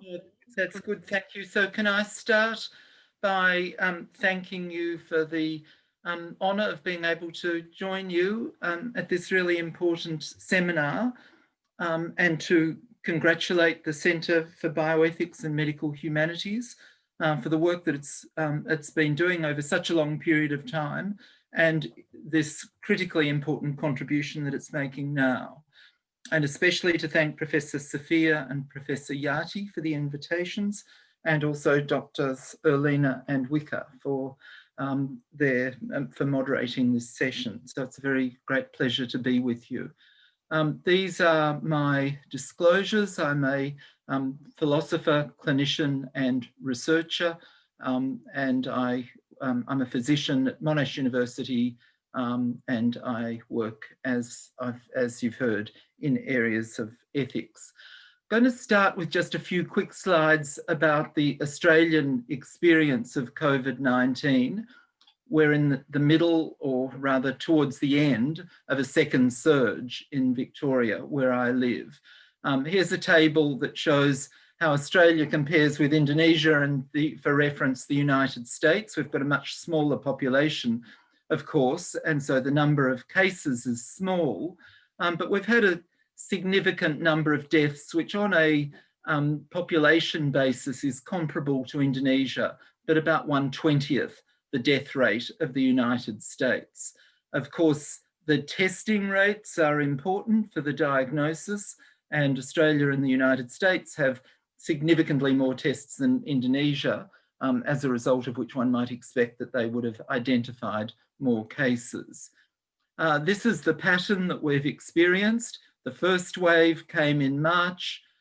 It was mainly cases imported from outside, and we got it quickly under control. And then tragically, there was a second wave, which was much worse, concentrated in Victoria, the state where I live. And we're now at the tail end of it after there've been about 600 deaths, mostly amongst aged people living in aged care. So it's a very sad and tragic situation for us. We're currently in Victoria, or at least in Melbourne, in what are referred to as stage 4 restrictions, and we're in the 7th week of those at the moment. That has a curfew between 8 p.m. and 5 a.m. that should read, where people are limited to within 5 kilometres of their home. They're allowed to leave for 1 hour a day to exercise or do food shopping. And there are exceptions for people who work in healthcare and other essential services. So I'm allowed to go backwards and forwards to the hospital, but otherwise I'm limited to these conditions. So it's pretty rigorous, and luckily it's worked, and this is really what's happened. The stage 4 restriction, this is the number at the 14-day average here. We're right down, we're actually even lower. We had a good day today with only 28 cases. The maximum of the 14-day average was 400 cases a day, and the stage 4 restrictions came on about here as the numbers were rapidly rising. And as you can see, the very rigorous quarantine, lockdown, curfew rules actually work, and they've really brought it under control. So we're looking forward to the restrictions being lifted. As you've heard, I'm the chair of the editorial board of the Journal of Bioethical Inquiry, and we've produced or we're halfway through producing a special issue on the ethical implications of the COVID-19 pandemic. We've referred to this as Inside the Pandemic, because what we're interested in is the way in which people respond to ethical issues as they have emerged in the thick of the emergency. So these are new issues that we've never experienced before. Many of us were trying to devise new protocols and techniques, not really knowing what the risks were or what the consequences would be. So this is really a new ethical situation that's presented a lot of challenges. We put out a call for articles, and we received more than 70 very high quality articles, one of which is from Professor Kus Marianto, who's I think attending this meeting, and thank you for your fabulous article. We have grouped them under these 7 headings to give you an idea of the different clusters of ethical issues as we see, as I'll describe as I go along. There are some large-scale overviews of the issues, but there are issues relating to society. There are issues relating to global perspectives, including climate change, environment, and so on. There are different approaches from people in different geographical locations and with different personal experiences, including Indigenous populations, people from different cultural groups, and so on. There are the more formal and conventional bioethical debates, some of which we've heard about already, and I'll refer to those in a moment. There are the more direct clinical implications and the concerns about the impact of COVID-19 on the way in which we manage our patients and the experience of end-of-life care and so on. And there's been a lot of concern about the imposition of restrictions on personal freedoms and limitations of human rights, which formed a separate category. So this is an overview, if you like, of how we see the wide array of ethical issues presented by the pandemic being classified. There are many issues that are familiar here, ones that we deal with in settings in perhaps everyday life. Questions relating to the obligations of doctors in times of crisis. Questions regarding resource allocation and how we decide who has access to scarce resources, limited numbers of ventilators, for example. There's the impact of the strict quarantine restrictions, both on individual patient care and on the lives of community members. But there are also some novel issues. The rapid expansion of police powers is something we really haven't experienced previously in Australia, and it's stimulated a very vigorous debate about the limits that are possible under such circumstances. This relates to the curtailment of individual liberties, the use of big data, electronic surveillance techniques, and so on, in order to facilitate contact tracing. And as a result, as we've seen, not so much in Australia, but we have seen it, but especially in the United States, where the pressure of the crisis has really exposed some very deep social and cultural divisions, so much so that it's really put at risk the coherence of the American polity. So there's some very big challenges. There's been a lot of discussion about an inquiry into the origins or causes of the pandemic that was stimulated, and especially by President Trump in the United States. I believe that we really do need to understand the causes, but not in a politicized way, but in the sense of trying to understand why it has been occurring over the last 30 years or so, that there's been an increased number of zoonotic infections, starting with HIV, continuing through the various coronavirus infections, Ebola, the various flu infections and so on. This has become more common, and it's become accepted that this is a reflection of the effect of the large-scale global effects of the world economy on the environment, on climate change. So the real cause here is not a wet market in Wuhan, but rather a global process for which we are all responsible. And there's the challenge of how to respond, not just to the environmental crisis, but to the ongoing threat of a pandemic. How do we actually now, knowing what we understand, knowing what we know at this stage about the pandemic, about its threats, and about its very profound and devastating implications, how do we transform the global economy and power structures in order to extricate ourselves from the predicament that's now been exposed? I'll say a few words about the search for a vaccine, because this raises some very important issues that I think are worth considering. Everyone recognises the critical urgency of developing a vaccine, and that clearly is widely accepted as being the only way we're really going to get control of this particular epidemic.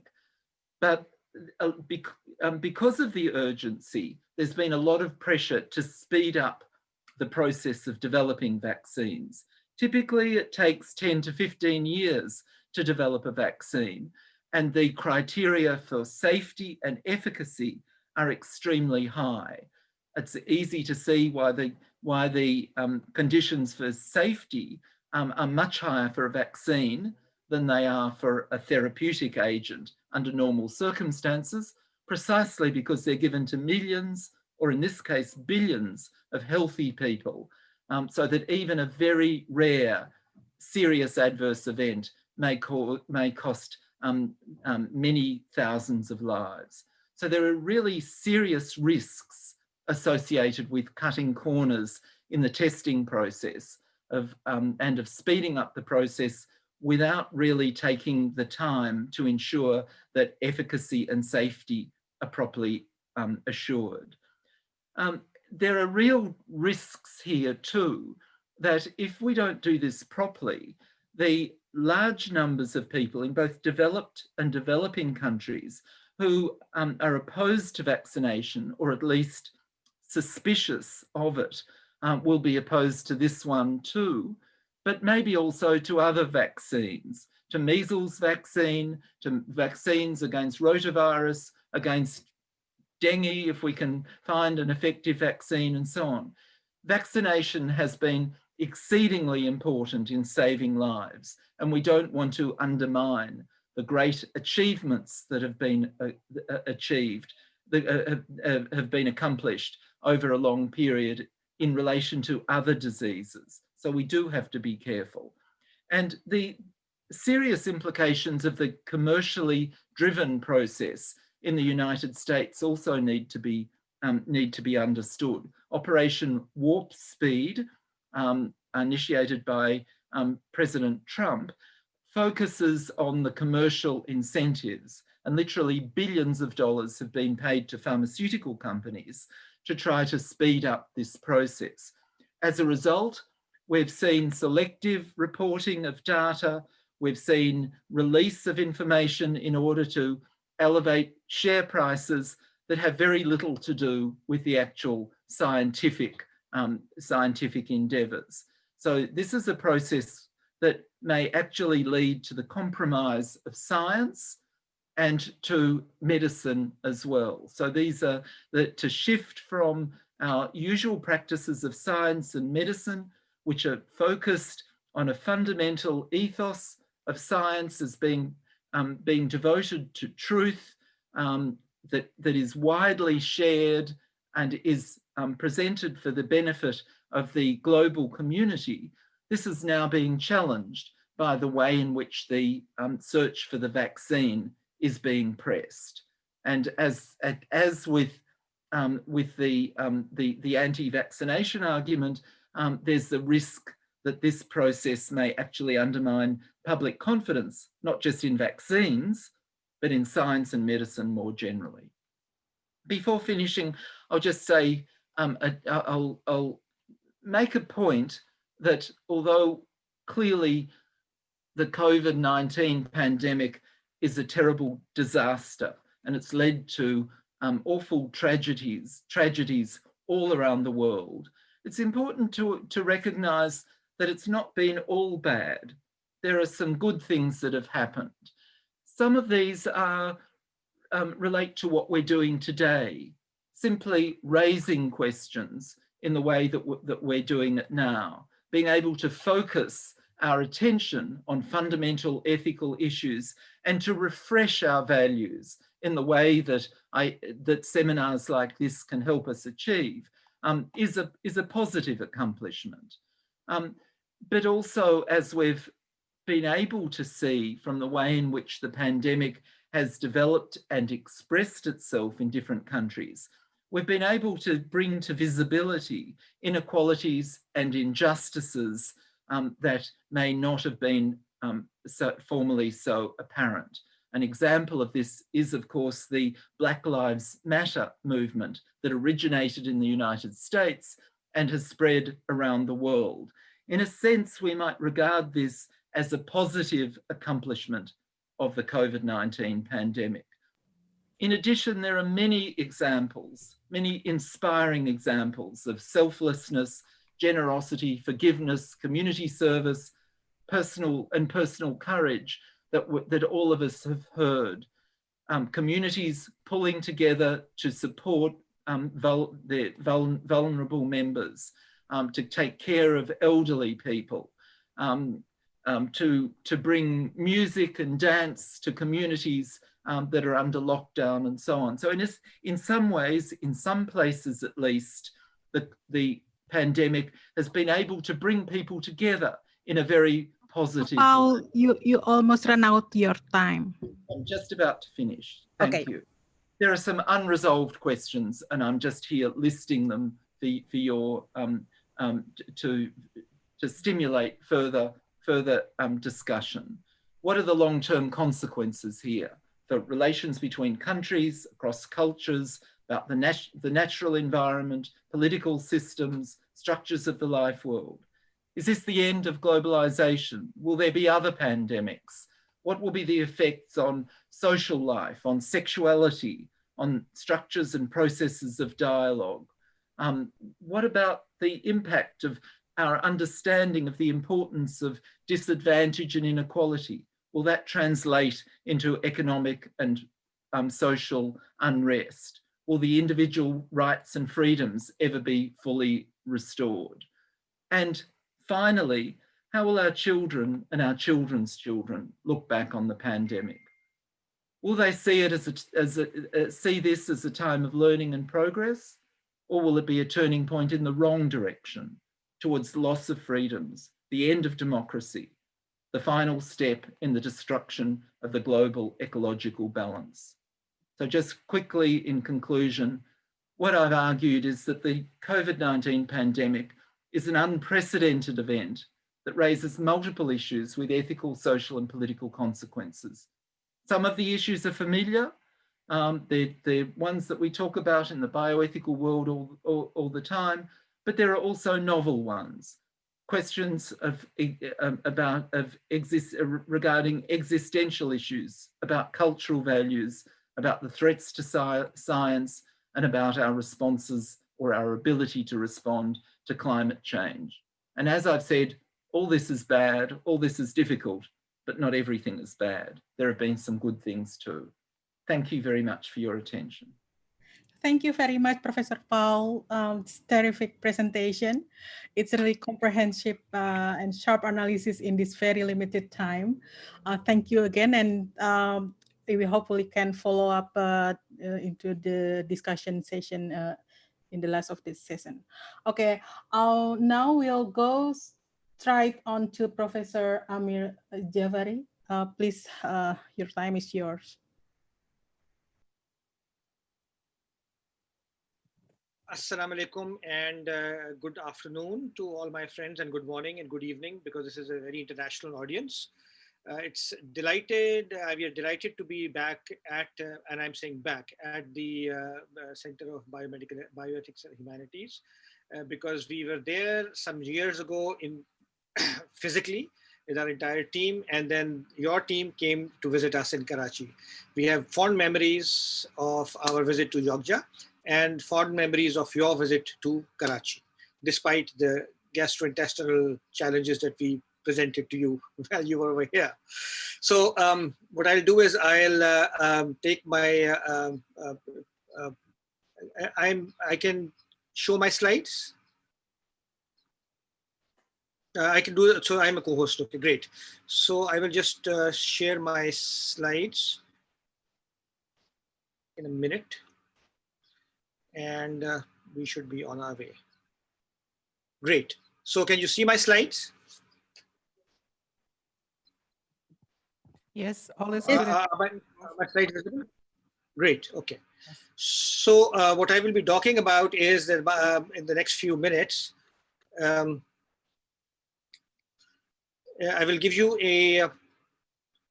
I was given these objectives for this talk in the invitation. So one of the objectives would be, how did my country cope with COVID-19? I'll try to cover that. And then what are the ethical issues pertaining to COVID-19 in the region? But I will focus on Pakistan, because the region has been very, very diverse in the challenges, ethical and otherwise, and the nature of the disease itself. So I'll talk about Pakistan. And how can bioethics contribute to solving issues that occur during COVID-19 pandemic? So these are the three objectives which are given to me. So I'll introduce the Center of Biomedical Ethics and Culture at SIUT to start off with. Then I'll give the national level of governance structure that we have had for COVID-19, coping with this huge crisis. Then I'll focus on ethical related measures during the pandemic and our experience in the end. So Center of Biomedical Ethics and Culture was inaugurated in 2014. So we're not as old as you in Indonesia, but we are right behind you in our 15th year. So in the 20th year, we'll probably, hopefully have a conference similar to yours, but hopefully a physical conference with our friends from Indonesia also here, and also Paul Komisarov from Australia, who's also visited us. So we were inaugurated at the Center of Biomedical Ethics and Culture, inaugurated at the Sindh Institute of Urology and Transplantation, which is a public sector transplantation institute and one of the largest in the world. We became a WHO collaborating center for bioethics in August 2017. And our objectives as a center are focused on education, research, and as a bioethics resource for the country, region, and the world. We've been offering certificate courses in research ethics and clinical ethics. We've been offering postgraduate diploma in biomedical ethics and a master's in bioethics. Both of these programs, all of these programs are open to people from across Pakistan and abroad. And these are free of charge. Anybody who's selected does not have to pay anything to be in the course. We even provide free accommodation for our students. We have a series of workshops being offered, and also a newsletter, Bioethics Links, which is also online. So coming to the pandemic response at the national level, it struck us. So the first patient was diagnosed on February 26th of this year. While we were all looking towards China and the rest of the world, our first patient walked in from across the border in Iran, where some of our pilgrims had gone and come back with COVID. Very soon after that, within a matter of few weeks, within March, the government responded by creating what is called the National Command and Operations Center, NCOC, which is a very strong, very powerful, centrally placed command authority, which has input from all departments, including the armed forces and intelligence agencies. According to the center's website, the center is a one-window operation to collate, analyze, and process information based on digital input from human intelligence across Pakistan. And human intelligence has played a major role in our getting to grips with the COVID pandemic, to the point that public health services were not very well developed before COVID. And in this particular period of 6 months or so, we've actually developed them to a great extent, with input from all parts. During the pandemic, to cope with the various aspects, the NCOC has actually developed over 58 guidelines dealing with how to treat patients, how to do research, how to manage dead bodies, and they've been updating these guidelines throughout. The travel restrictions. We've now, only day before yesterday, we've started to open our schools and universities and colleges, and the guidelines for managing them, etc. So all these guidelines are very dynamic and have been coming out throughout, so that standard operating procedures can be made on these developing guidelines. One of the guidelines among these 58 is the COVID-19 pandemic guidelines for ethical healthcare decision-making in Pakistan. And I will be talking about this in a little bit further. So that was the major agency that was dealing with this. The two major areas of ethical concern that we identified right earlier on in the first week of March were COVID-related research review and regulations, because research review for COVID-related research must be done in a very different and a fast-paced manner. And also we were expecting how to cope with the impact on healthcare resources. We have limited resources in Pakistan, even in the best of times, but the COVID was going to stretch our ability to deal with healthcare for COVID-related and non-COVID issues. So we had to develop sort of set of guidelines, which we did. Which were looking at personnel, looking at the personal protective equipment, looking at medicines, hospital beds, ventilators, and eventually now vaccines. So all of these things were in our forefront research as well as clinical areas.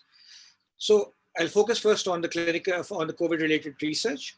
We have what is called the National Bioethics Committee at the national level, which has a research ethics committee, which looks at research reviews, and Healthcare Ethics Committee, which looks at ethics-related issues. So we also have the Drug Regulatory Authority of Pakistan, called DRAP or DRAP, at the national level. These two agencies, the National Bioethics Committee's Research Ethics Committee and the Drug Regulatory Authority of Pakistan, were looking at the COVID-related research, because that was about to bloom in Pakistan. There was research coming from all over the world. So we developed a rapid review mechanism at the research and ethics review level. Anything that comes to us at the research, at the secretariat of the Research Ethics Committee, within 24 hours is sent for reviewers who do a virtual review. Within 72 hours, meet and present their deliberations within 72 hours. So initially, our Research Ethics Committee would take 6 weeks in the normal circumstances, which of course luxury we did not have. So within 24 hours, within 72 hours, we would be responding, would hear back from the researchers, and we would again respond back within 72 hours. So we've dealt with over 50 such reviews in the past 6 months. So that structure, once it is reviewed and accepted by the Research Ethics Committee, it will then go to the Drug Regulatory Authority of Pakistan, to the Clinical Studies Committee, which will then only look at it after the NBC, the National Bioethics Committee, has approved them. So all clinical trials, drugs, devices, tests have to be approved, including COVID tests, including any drugs that are being marketed for this, any devices that are coming into the market, including new ventilators, etc., have to be approved. So that was the regulatory process, which we tuned up for the COVID pandemic. The other thing was our anticipation in the clinical arena of facing shortages of all sorts of things, including ventilators, as I mentioned before, personnel, how to deal with that. So we came up with the Clinical Ethics Committee of the National Bioethics Committee came up with the CBEC, with the guidelines, which were developed by CBEC, then approved by the National Bioethics Committee. These guidelines were available at this website that I've shown. Over here, they primarily deal with providing an ethical framework to assist in making difficult ethical medical decisions in light of the scarce resources, including ward beds, including ICUs, ventilators, medications, etc., including now vaccines, as to who will get priority when the vaccine becomes eventually available, if it does. It reflects on the sensitivity of the relevance of the socioeconomic conditions in Pakistan, and it allows healthcare professionals and institutions to formulate their own standard operating procedures for ethical allocation of these scarce resources. So these guidelines will say they're available for all institutions now to develop their own SOPs, the standard operating procedures, which they did. So these guidelines are focusing on the decisions for medical criteria are medical, but they should be free from biases and from discrimination. But the decision for allocating resources have to be medical, because the decisions should be taken in a collaborative team effort rather than by one individual physician at the forefront or at the front lines. It should be a collaborative effort, which is backed by the government, by the institution. The allocation of the criteria for scarce resources should be known by the healthcare professionals as well as the public. So whatever your criteria for that hospital is, that should be known to the individuals working over there and to the public. But also the institution and the government indemnifies the healthcare providers in whatever difficult decisions that they make in allocating ventilators, for instance, and refusing ventilators to one person and allocating to another person. These decisions are collectively taken but indemnified and supported by the institution. They also, looking at the context in which these are being working, one is, of course, that healthcare providers must be given priority when it deals with the frontline workers, including the ancillary staff, including the people in the janitorial staff, etc., to be given priority for healthcare if they develop COVID as a result of their work, because they need to be supported. So the hierarchies are very standard in Pakistan, but we said there should be no hierarchy. Everybody should have access, who needs it, but priority should be given to the frontline workers at any level. We also said that since this is a family-centered community in Pakistan, the frontline workers, the first-degree relatives should also be given priority, since one of the fears for all frontline workers is that they would take COVID home and infect their parent, their mother, their father, their grandparent. So anybody working there should have this benefit that if, for instance, their family member is infected, they will also get priority for these scarce resources. This is a very unique thing in our guidelines, which we have not seen in anywhere else. Now, coming to the situation in Pakistan, how it has panned out, Dr. Komisarov mentioned about Australia. Here you can see our peak. We started off, as I said, in February and started to gradually increase. We peaked in June and we were projected to be peaking further in July and August. However, our curve has actually come down, alhamdulillah, to the point that in a couple of days ago, the data shows that we had 6 deaths, 404 confirmed cases of about 27,000 tests that were performed. So we've been able to bring the curve down, and we are hoping that the curve will remain down because of these measures that we've taken with all these standard operating procedures, etc. And as I said, we've just started to reopen our universities and colleges and schools, and of course, they're supposed to be operating in 50% their strength, having days of, spreading out the students in the classes, etc., and all of that. And we are hoping that we will not see a rise after this, but life has to come back to normal. So in summary, I've told you about how Pakistan coped with COVID-19, and it was a very rapid response by the government at the center and the provinces, and a very serious one. Initially, we had the lockdowns like everywhere else in the world, but our economy is fragile, and we realized that we could not sustain a lockdown without causing rioting and widespread disorder. So the reopening was very quick, actually, also with standard operating procedures, but it was pretty quick with businesses opening up very, very quickly, as construction and other businesses also. The main ethical issues that I've talked about were the response to the ongoing research that we were expecting, and we developed a terms of reference and response strategy very early on, and we've been able to maintain that. And we are now researching how long we will be able to do this 72-hour turnaround time, which we've been doing with Zoom meetings at starting at 10 p.m. because that's when people are free, going on to 2 hours after that, on practically every other day, including holidays, including Eid evenings. We've been doing these ethics reviews so that we can have robust research. We've also noticed that our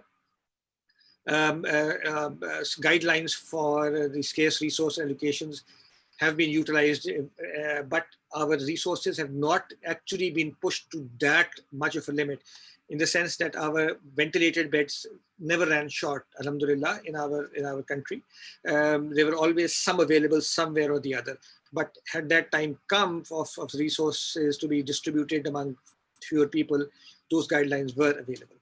So a bioethics discourse was important at all these levels to be able to predict these ethical issues that could have been coming, and to preempt them by giving guidelines and making terms of references and making systems, which we've been able to do. So my recommendation in the end, the last slide, is that a proactive approach is needed. The problem is not at all over for the rest of the world or for us. The proactive approach for us is also very much needed to address issues before they arise. This requires a wider discourse from across the country, from various levels of people. Such like, for instance, when we developed our terms of reference for our guidelines, we took input from various sources. When we developed our guidelines for the healthcare resource allocation, we disseminated it to a wider circle, got information, got feedback, looked at other guidelines from across the world, then developed our own guidelines, which, as I said before, are significantly different from other guidelines, but they are contextual to Pakistan and the work over here. So I recommend that that can also be done in other parts of the world. The governmental support at all levels in adopting these recommendations is extremely important. Otherwise, these things obviously cannot function. So thank you very much for this opportunity at being able to join this important session. Thank you. Thank you very much, Prof. Amir. That was very impressive and also right on time, spot on. So we will have discussion with you and also the other speakers later on. So moving on, we will invite our third speaker, Prof. Dr. Teguh Haryo Sasongko, PhD. Prof. Teguh, are you there? Yes, I'm here. Or can I address you, Thank you, Mas Dr. Wika. Teguh? We missed you. Pulang kampung Yeah. virtual, Mas Teguh. Yes, that's right. Yeah. Thank you very much for the opportunity. Okay, so time is yours. Without further ado, you have 15 minutes. Right, let me share my screen first now. Yeah, okay. So you should be able to share your screen.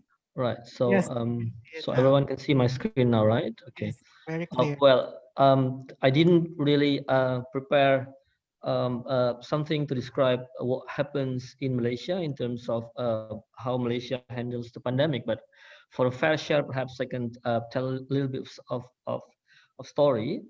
Well, Malaysia started to detect its first case of COVID-19. Sorry, first of all, before I move on, I should thank the organizer, of course, the Center for Bioethics and Medical Humanities in Gadjah Mada University for inviting me to this event. This event is very meaningful to me personally because I was there in Gadjah Mada as a student when the center was established. So this is very, very meaningful to me. Thank you very much for having me here. Well, now, for a fair share, perhaps I'd like to share a bit about what happens in Malaysia in terms of how it handles the pandemic. Malaysia detected its first case in 25 January 2019, and then there were not many cases at that time. We only see a few cases every day, and then we had about 11 days around February, mid to end of February, we saw 11 days without cases, without any cases at all, 11 days, you see. And then by end of February, then started when we had the public cluster enraging. We start seeing tripling of cases, tripling or even the case increased 6 times in just in span of 10 days. And then that forced the government to enforce restrictions, total restrictions, starting 18 March. And what we mean by total restrictions is really total restrictions. People cannot move out of the house beyond 10 kilometers. And then all activities, really no activity, no activities except for essential services. That happens until the first lifting of the restrictions, the first easing of the restrictions was done around early May. And then by 10 June, the government decided to move on to the so-called recovery movement control order or recovery phases. And now we are practically still in recovery phases. The last 2 weeks seen another spike in certain areas of Sabah and certain areas in the northern peninsula of Malaysia. But according to the government, that was relatively under control. Some point of view from the ethics, perhaps, if we can discuss what that is, that the government do have total and very much centralized kind of organization which handles the pandemic. So everything is really handled by the federal government. And then starting 1st August, face mask is compulsory. People can be fined up to 1,000 ringgit Malaysia, which equals to about 3.5 million rupiah for not wearing masks in public places. So that's very much enforced. Now that's some share about what happens in Malaysia. But what I'd like to discuss today is something not very much related to what happens in Malaysia in terms of how it handles the pandemic. I'd like to perhaps I'd like to comment or and share some thoughts on what recently happens actually in Indonesia and perhaps also in other countries as well with regards to recruitment of military personnel for clinical trial. I'd like to see to pose questions whether this is whether we should see it as problems of autonomy or this should be seen as duty. So I'd like to approach this from an angle that may not have been approached very frequently. I'd like to ask people to have a look at what Dr. Kristen Grady. Dr. Kristen Grady is a prominent bioethicist from the US, and not many people might know that she's actually the wife of the esteemed Dr. Anthony Fauci.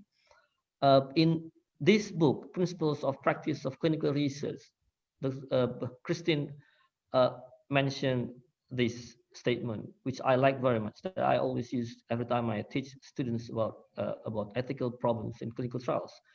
The primary ethical tension in clinical research is that a few individuals are asked to accept some burden or risks as research subjects to benefit others and society. You see, a sentence that I highlight in red and underline is very important. A few individuals are asked to accept some burden or risks as research subjects to benefit others in society. So in this regard, what we see here is participation to clinical trials is actually a form of sacrifice and altruism. Right? Altruism is an ethical doctrine that holds that individuals have moral obligation to help, serve, or benefit others, if necessary, at the sacrifice of self-interest. More precisely, an action is morally right if the consequences of that action are more favorable than unfavorable to everyone else except the agent. So I'd like to approach participation to clinical trials from this angle, right? So I'm not going to, of course, there is a component of the 4 pillars of bioethics and how we should approach participation in clinical trials. But I think this is the underlying idea of how people should actually consider participation in clinical trials, sacrifice and altruism. So now, in ICH GCP, which is an international standard for clinical research, mentioned in one of its principles here that freely given informed consent should be obtained from every subject prior to clinical trial participation. So in this sense, we understand that special attention in terms of application of this principle should be put on vulnerable groups, especially when it comes to superior subordinate relationships, minors, mentally challenged participants, and so on and so forth. Superior subordinate relationship happens in every corner of life, including what happens in the military. This is when I come to my next slide here, that it happens that Indonesia did some clinical trials for combination of drugs, and there is a statement here from a member of parliament that the clinical trial was quickly completed because of collaboration with the army, taking advantage of the new COVID-19 cluster in one of its military training schools. So what I imagine what happened was that those military personnel which happened to get infected with COVID-19 at that time was recruited to participate in the clinical trial. And then at the same time, we also see some news from China, that China approves COVID-19 vaccine for its military, and skipping final phase of testing. What happens is that the vaccine have completed phase 1 and phase 2, and phase 2, and not yet in phase 3. And then it released and it approves. China's Central Military Commission approved the use of the vaccine by the military for a period of 1 year. Not sure if this is in the context of clinical trial, but clearly that what phase which is normally required for approval of widespread use of a drug or vaccine was not done. Right. Okay. And then there comes the question whether is altruism applicable here, right? Well, before I'm going here, I would not be very concerned about the well-being of the military personnel. Why? Because I think in every nation, all governments would want to protect its very own system that will provide defense to their country. So they would not go on with those kind of things unless they are certain that their well-being is protected. Because if anything, they are the one who are going to defend the nation. So in this case, a question comes: is altruism applicable? And then is principle of autonomy in this case is actually practical with the military hierarchy? Well, you can imagine, we can give them informed consent sheet and ask them to read that, and then say that you are free to participate, and you are free not to participate. Well, that's like that's probably in military. I don't feel. I'm not sure if that really matters. That really is applicable. It's probably like pointing a gun to you and then say that you're free to choose. Well, everyone knows it's probably not something free to choose. But at the end of the day, the question is this one: is it morally actually acceptable? Right. Let's go through this. If we start from altruism as something that underline the basis for participation in clinical trial, as I mentioned earlier. So altruism may be expected from autonomous decision making.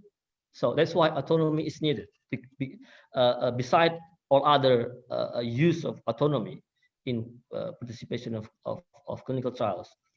When you are given autonomy to decide whether you want to participate or not, then out of all those motivations, altruism may prevail. So it may be expected when you are given autonomy to decide. But autonomy itself is not a prerequisite for altruism. Altruism, on the other hand, is not always an objective of autonomous decision making. So in this case, a person may act voluntarily or autonomously because of non-altruistic motives. Vice versa, altruism can still be achieved by other means than voluntary or autonomous process. Yeah. Then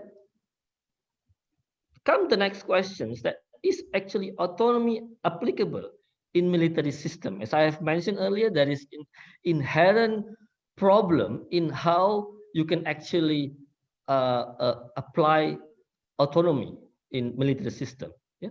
Altruism itself is actually inherent in the existence of military of every nation to protect the nation, of course. You cannot become a military personnel unless you are altruistically motivated. You are ready and willing to sacrifice yourself. These are a special set of individuals, really. Altruism in military is free from autonomy. You cannot imagine individual autonomy being applied in military. That will be chaotic.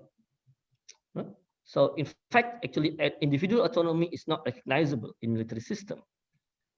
And no nation, you would imagine, would require their military personnel to sign informed consent for going to war, right?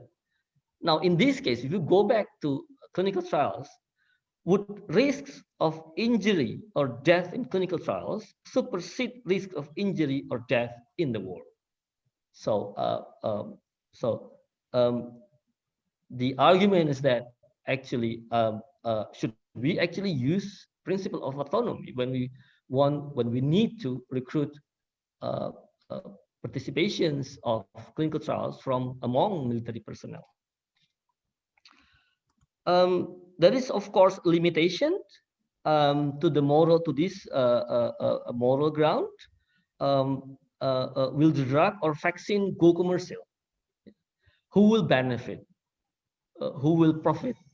So in this case,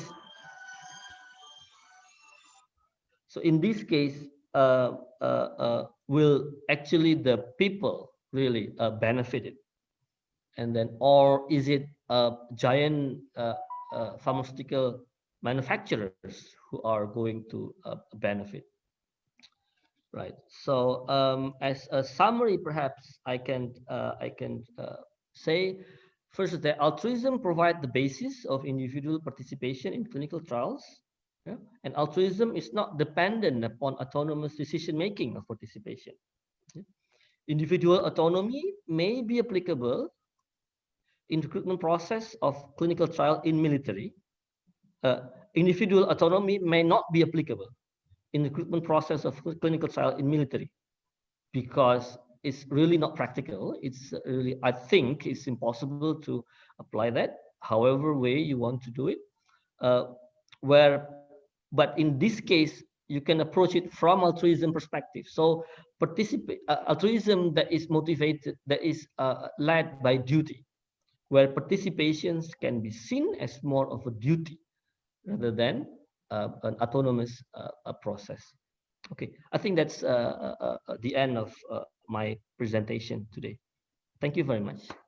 Thank you, Prof. Teguh. That was very thought-provoking presentation, and we really wish to have the discussion with you after this. But before we move on to our discussion, we still have one session actually for the recording of Professor Beth Rieffen talk, as she is unable to attend live, but she has kindly provided us with the recording of her presentation. And we will share with you her talk, the recorded talk. But due to time constraint, we may try to highlight onto the very important or main points in her talk. So I would like to give the chance for the committee to play the video now, and maybe. I am delighted to be here with you on the 20th anniversary of the Center for Bioethics and Medical Humanities.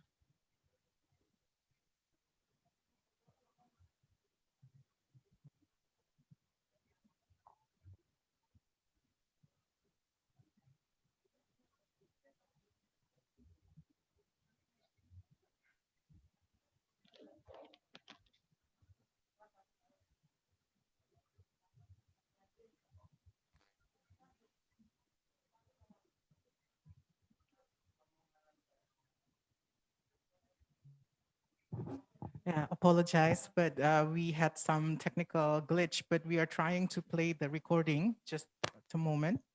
We will see if the time is adequate for us to finish the recording talk of Beth. Okay. Anniversary of the Center for Bioethics and Medical Humanities at Universitas Gadjah Mada. I am very sorry I will not be able to join you live during the webinar. I'm proud to have been working with the faculty at the center since 2007. I was lead faculty at the University of Washington, where I hold a faculty position on an NIH-funded education program for Indonesians. They came to the University of Washington to learn bioethics, policy, and law. I also have had the opportunity to live in Yogyakarta when I was a senior Fulbright scholar in 2011 to 2012 for 6 months. I have had numerous opportunities to teach at Universitas Gadjah Mada, especially in pediatrics, since I'm a pediatrician, and also, of course, at the center. We've collaborated on a number of international projects and have worked in Yemen and also in Pakistan together. Our work in Pakistan was, of course, with the Center of Biomedical Ethics and Culture and with Professor Amir Jaffrey, who you will be hearing from as well today. I've been asked to give a talk on women, bioethics, and COVID-19 in America.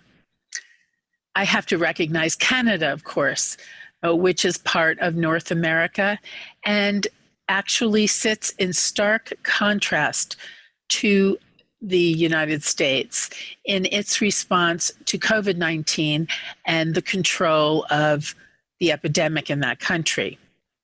I'll now turn to the PowerPoint slides I've prepared today.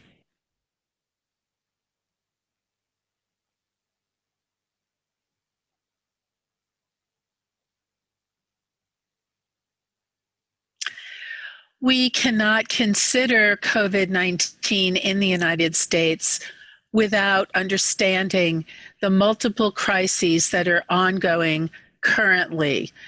In addition to the COVID-19 pandemic, which is causing a severe economic crisis, we have a racial justice movement, or Black Lives Matter movement in the United States, with demonstrations, many legal protests that are nonviolent, and some violent eruptions in cities across the country. This is causing a lot of distress in the United States. It's also causing a movement that calls for police reform, which is a huge issue right now. Additionally, we have climate change fires and storms. Right now in Washington state, we are enveloped with smoke. As a matter of fact, I can't go outside without an N95 mask or some other kind of short-term protection because the governor has declared an emergency, and we are number one with hazardous smoke and air quality, poor air quality in the world, often competing with Oregon's Portland, the city of Portland, and other cities on the West Coast. And right now it's very severe. There are also multiple intense hurricanes originating in the Atlantic Ocean and Caribbean. I would be remiss if I didn't mention the other crisis in America, the crisis of democracy and the rule of law and the Constitution being under attack by our own government. All of these issues relate to COVID-19 and the control of COVID, and of course, that includes the risk of disease and death for women. I won't have that much time today to go into all the details, but you can imagine if you are in an environment where there is an irritant in the air, such as with severe smoke from the wildfires all throughout the West Coast, you are at increased risk of more severe respiratory illness and consequences from that, including hospitalization. So additionally, as you can see, I'm even having some respiratory reaction to the smoke that's also in my house. When someone is having some irritant, whether or not you have a respiratory risk of reactive airways, for instance, there's more of a chance of coughing. If you have COVID, there's increased transmission. And so many of these crises are making COVID worse in the United States. We see a pictorial of what is going on in the United States in terms of the fires. More acreage has been lost in this fire along the west coast of the United States, involving California, Oregon, and Washington than ever before. And unfortunately, it is what will continue to happen if we don't do something about climate change. And we see people who have lost their homes. It's tragic, and many people have already died. We see Seattle in the right upper corner, and this is what my city looks like. Hopefully, this will dissipate soon.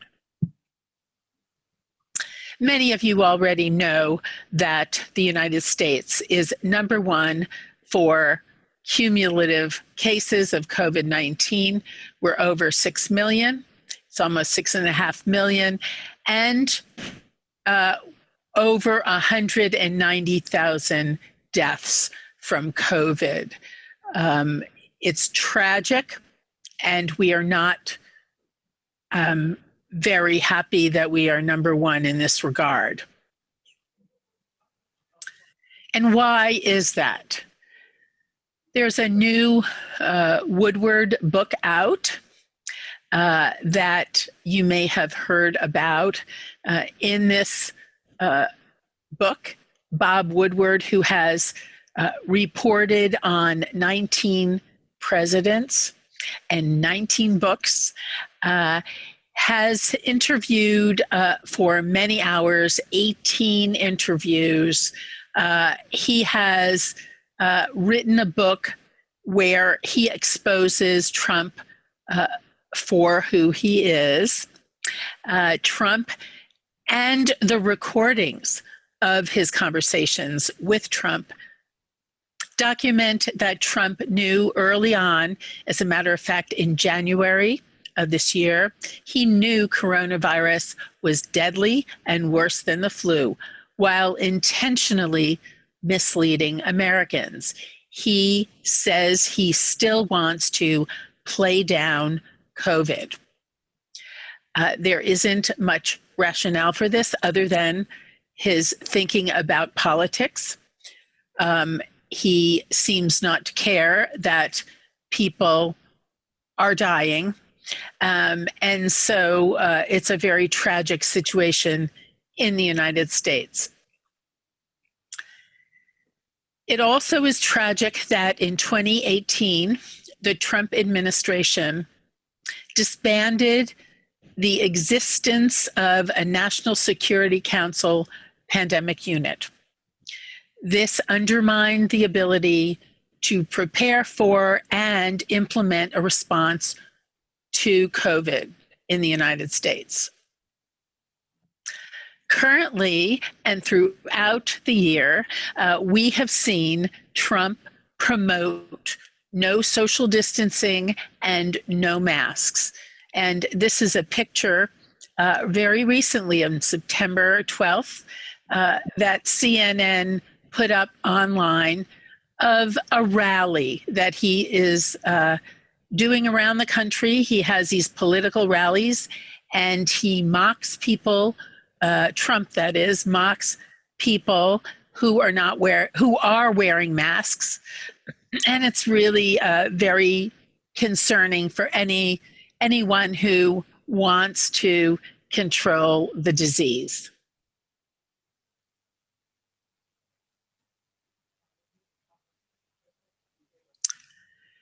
And women, are they better at leading through the COVID pandemic?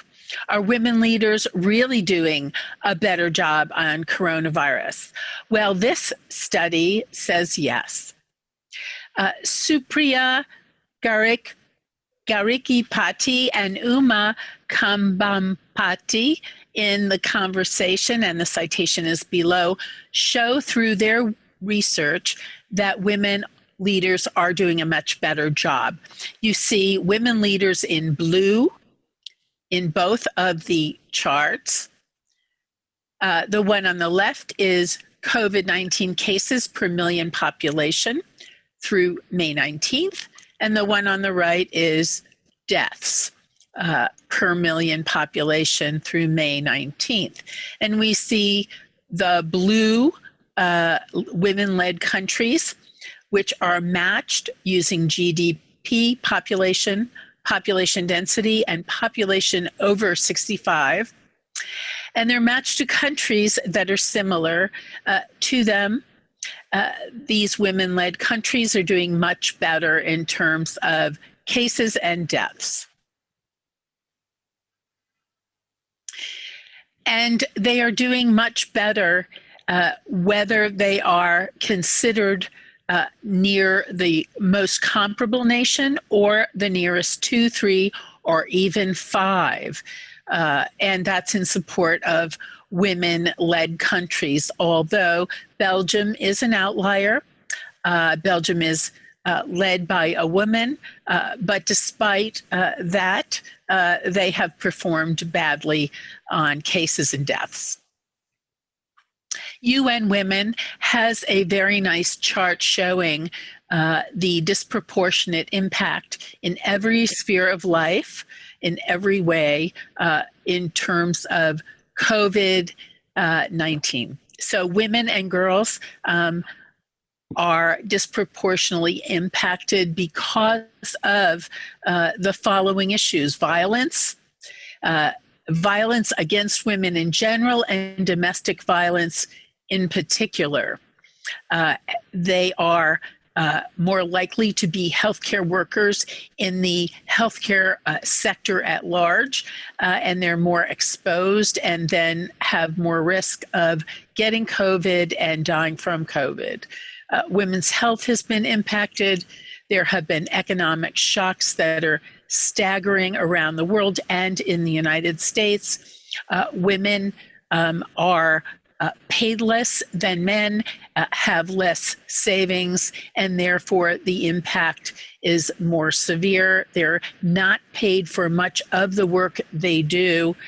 This includes young women and girls, and of course, migrants and women and girls in conflict have particular issues with COVID exposure and risk of illness and death. Women are more likely to work in jobs considered essential, putting them at increased risk of COVID-19 exposure and disease. 1 in 3 jobs in the United States held by women has been designated as essential. According to a New York Times analysis, which is with the federal government's essential worker guidelines and this census data analysis, they found that the following essential workers are predominantly women. That's over 50%. Social workers, healthcare, critical retail, and then there are lower but significant percentages of women in many other work areas. Overall, all essential workers, the share of that for women is 52%. So 52% of all essential workers, in other words, are women. And what we're seeing in this country is true globally. The data may be slightly different, but this is true around the world. Work is often underpaid and undervalued, and that is certainly true everywhere. Violence against women and girls increases significantly during stay-at-home orders. The measures that were implemented in countries, in this country, my country, the United States, for SARS-CoV-2 have been adopted. Quarantines, social isolation, travel restrictions, and stay-at-home orders.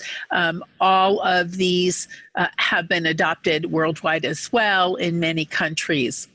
According to the CDC, 1 in 4 women normally on a regular year without COVID experience intimate partner violence. And so this has increased because of the restrictions implemented to control SARS-CoV-2 or COVID-19. Early evidence has shown that there has been significant increase in violence against women and girls, up to 27% in the early weeks of the stay-at-home orders in the United States. Some states had less of an increase, some had more. This is consistent, again, with the global pandemic, although some of the data from other countries are exponentially larger than 27%. I've seen some data of an increase of 60% in 1 or 2 countries. The U.S. states, some of the U.S. states are using COVID-19 as a way to limit access to reproductive health services for women and girls.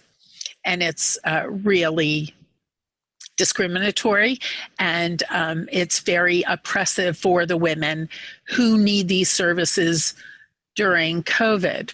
And this was reported to the United Nations, and there was a discussion about this in committee, and there have been reports about the abusive nature of these restrictions during COVID in the United States. I am leading an effort through the NGO Uplift International to have a webinar on some of these issues related to women and reproductive health and COVID and racism in the United States. I will send information for you to the Center for Bioethics and Medical Humanities.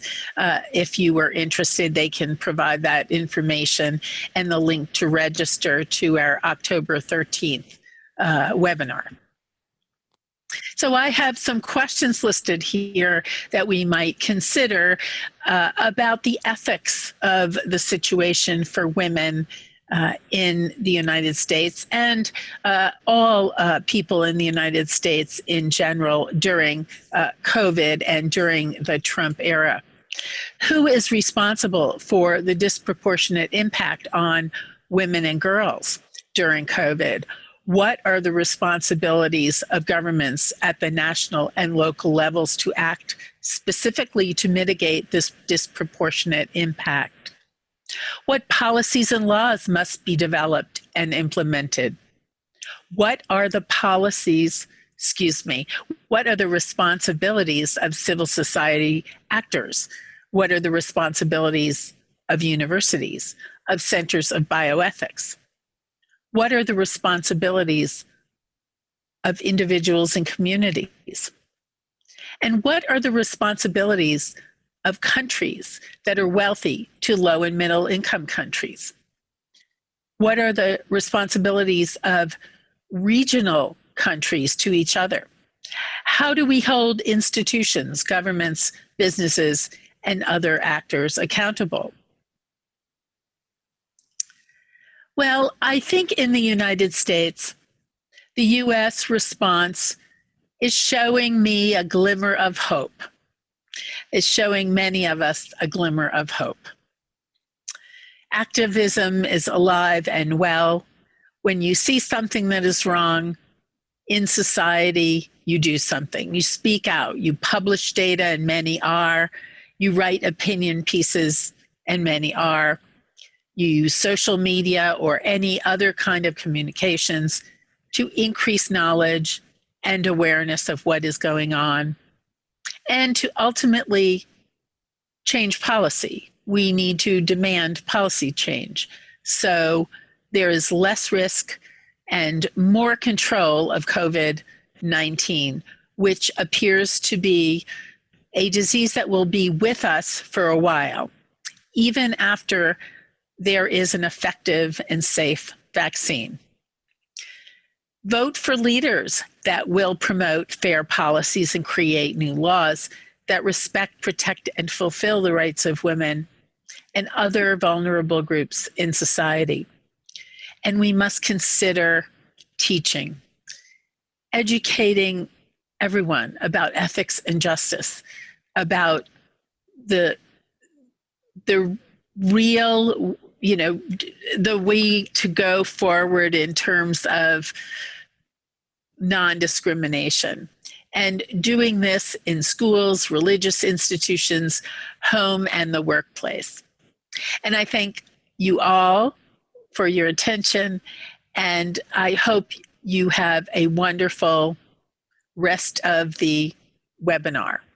Congratulations on the anniversary, Center for Bioethics and Medical Humanities. Bye.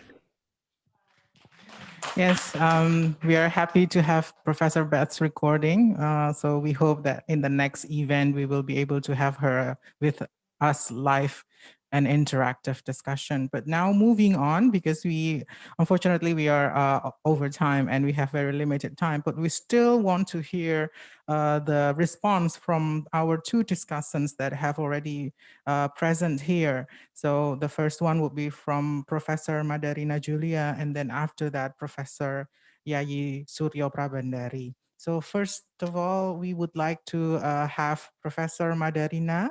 Professor Madarina, can you hear us? Yes, I can. Hello. Hello, Prof. Hello. Good afternoon. So can you have the response for our speakers that have presented their material? Time is yours, Prof. Yeah, okay. I'll be brief because I'm sure that everybody is already very tired. It's the end of the meeting. First, congratulations to the Center for Bioethics and Medical Humanities. Well, it's already 20 years. Well, it's for congratulations for the 20th years anniversary. It's amazing. It's already 20 years. Well, it is nice.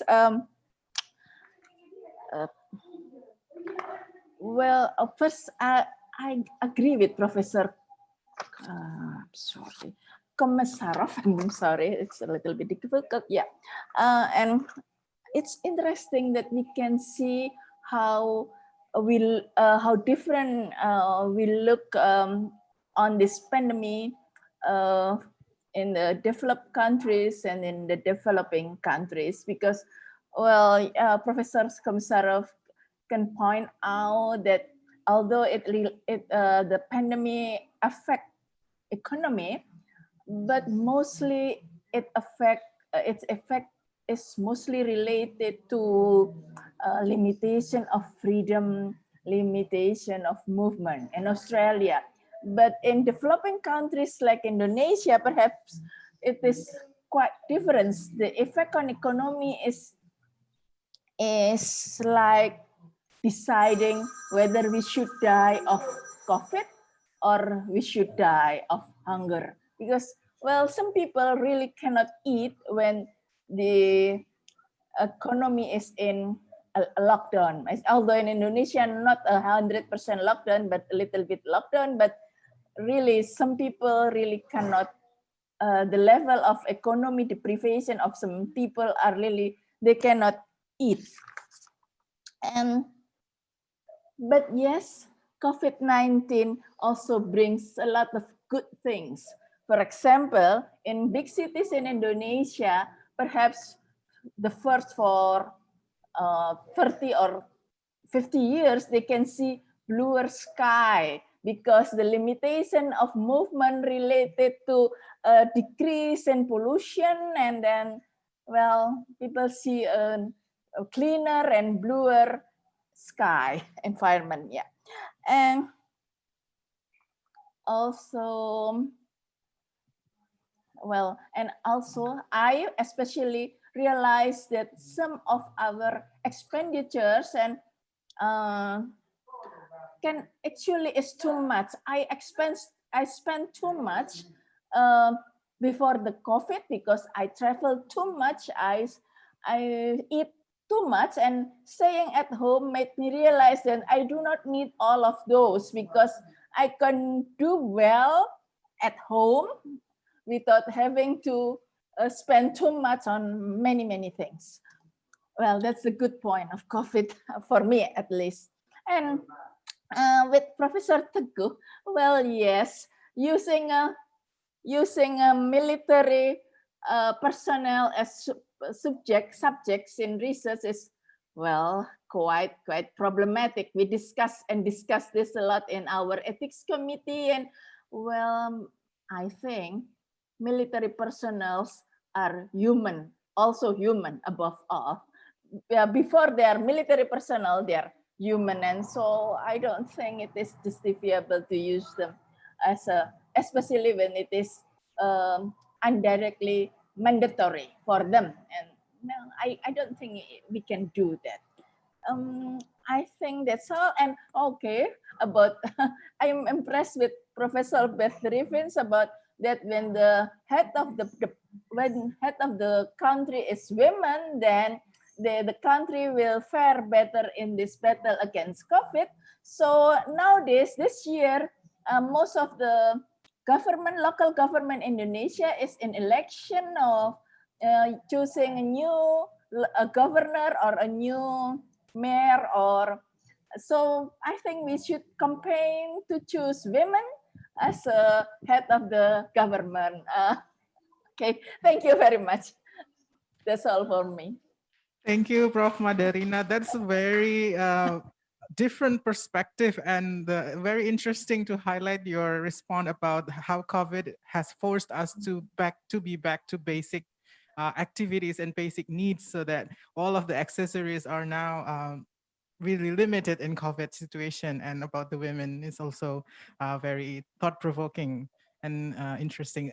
Without further ado, we will also continue now to our second discussant, Professor Yayi Suryo Prabandari. Maybe she has different opinion or some addition to that. Prof. Yayi, time is yours. Yeah, thank you, Dr. Wika. Good late afternoon for Prof. Paul, maybe for Prof. Amir. I don't know now, it's evening or maybe late afternoon too. Yeah, and Pak Teguh. It's just to be my student. Yeah. Yeah, but yeah, congratulate you are become an associate professor now. Yeah, so first of all, yeah, thank you and congratulate for the 20th anniversary of Center for Bioethics and Medical Humanities, Faculty of Medicine, Public Health and Nursing. And thank you for Prof. Yati, Prof. Rika, Prof. Narto, who are inviting me to be discussion, as well as Dr. Wika, Bu Erlin, and then Dr. Asit. Hello, Prof. Yeah. So I'm looks handsome in that camera, yeah, but I'm a woman. Yeah. It's late afternoon. Yeah. So I have to comment on this session, bioethics responding to COVID-19 pandemic, ethical issues, and coping in pandemic views from across the continent. Next, please. Who can? I can. Go to where? Yeah. Oh, yang tengah. Okay. Yeah. So the objective of this session, so the presenters will, or already, not will, already explain about how does the country region cope with the COVID-19, and then the ethical issues and challenges in responding to COVID-19 in their region, and how can bioethics contribute to solving the issues that occur due to the COVID-19 pandemic. No, no, yeah. So secondly, thank you for the excellent presentation for Prof. Amir Jafri from Center of Bioethics and Culture, Karachi, Pakistan, Prof. Paul Komisaros from Monash University, Australia, Prof. Beth Rieffen, University of Washington, Seattle, United States, and Associate Professor Teguh Haryo Sasongko from Perdana University, School of Medicine, Malaysia. So I especially very impressive for your presentation. All is explain comprehensively what happened in your countries, and then also what bioethics think that we should consider. Yeah, I think next please. I cannot do by myself. Yeah, I need Asrat. We call Asrat. Yeah. Yeah, the assistant for the video, assistant Sorot. Yeah. Yeah, Asrat. So what we learned from this session, the pandemic resulted in many issues, including ethics. So three of the presenters discuss about how to cope with the impact of healthcare, while the application of doctors in time of crisis, and Indonesia also already lose more than 100 doctors. They are die because of COVID. And then resource allocation decision, where this is a lot of ethic dilemma occur in that kind of events. And then impact of strict quarantine restriction. Yeah, it is also debated here, quarantine or isolation. Yeah. So, and then presenters also discuss about the need of research regarding the treatment, vaccine, and then understanding the disease itself. Because we do not know yet completely with the disease, including the virus. Yeah, we still a lot of research, and then Prof. Teguh already discussed about how about the participant is military that they should do, or they are participate with willingness to participate or altruism. Yeah, and then presenters also discuss about the regulation. So in Indonesia, recently the government regulate for the wearing mask, and then a lot of people posting how the government implemented this regulation. So because if you violate the regulation, you will be fined or punished, even the doctor itself. And then I just saw the video that the doctor, because maybe from the hospital, and then he was not wearing, he did not wear the mask, and then he has to, what do you call nyapu? Swap the, he has punished by the policeman. Yeah, cleaning the road. Yeah, sweeping the road. So it's so funny. Next, please. Yeah, and then the pandemic also resulted in other issues, economic crisis, racial justice movement.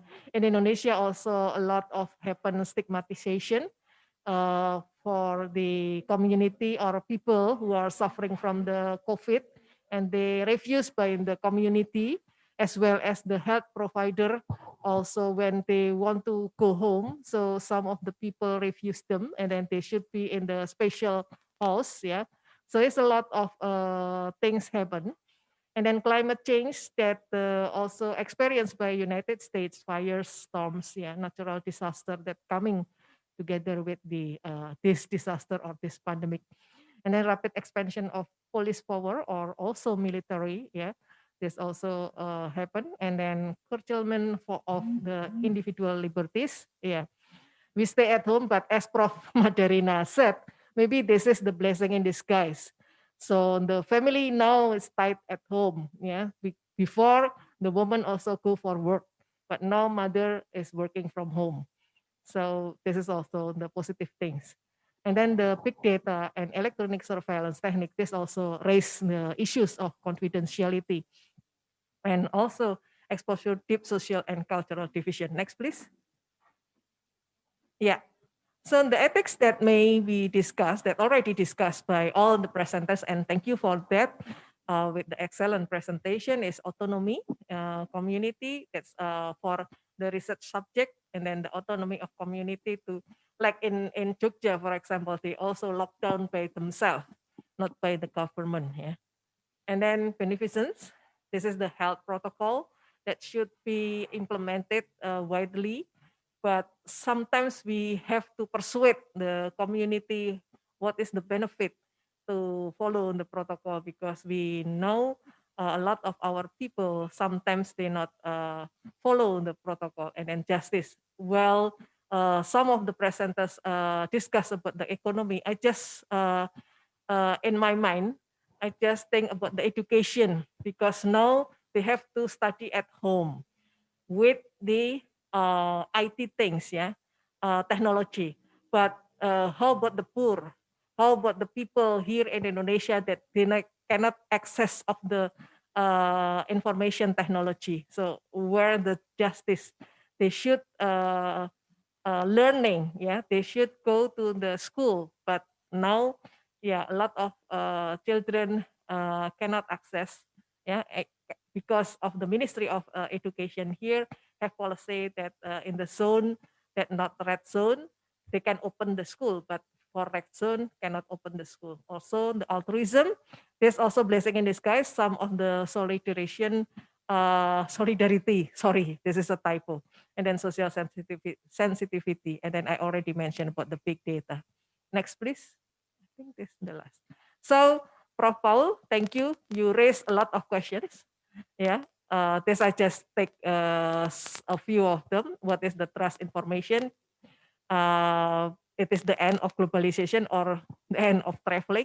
What will be the effect of pattern of sociality, especially the countries that being social is priority, and then sexuality, and then structure and process of dialogue, and will individual right and freedom ever be fully restored? Yeah, I think this is the last. Yeah, in summary, there are some ethical issues and problems that we should think, discuss, and collaborate and solve.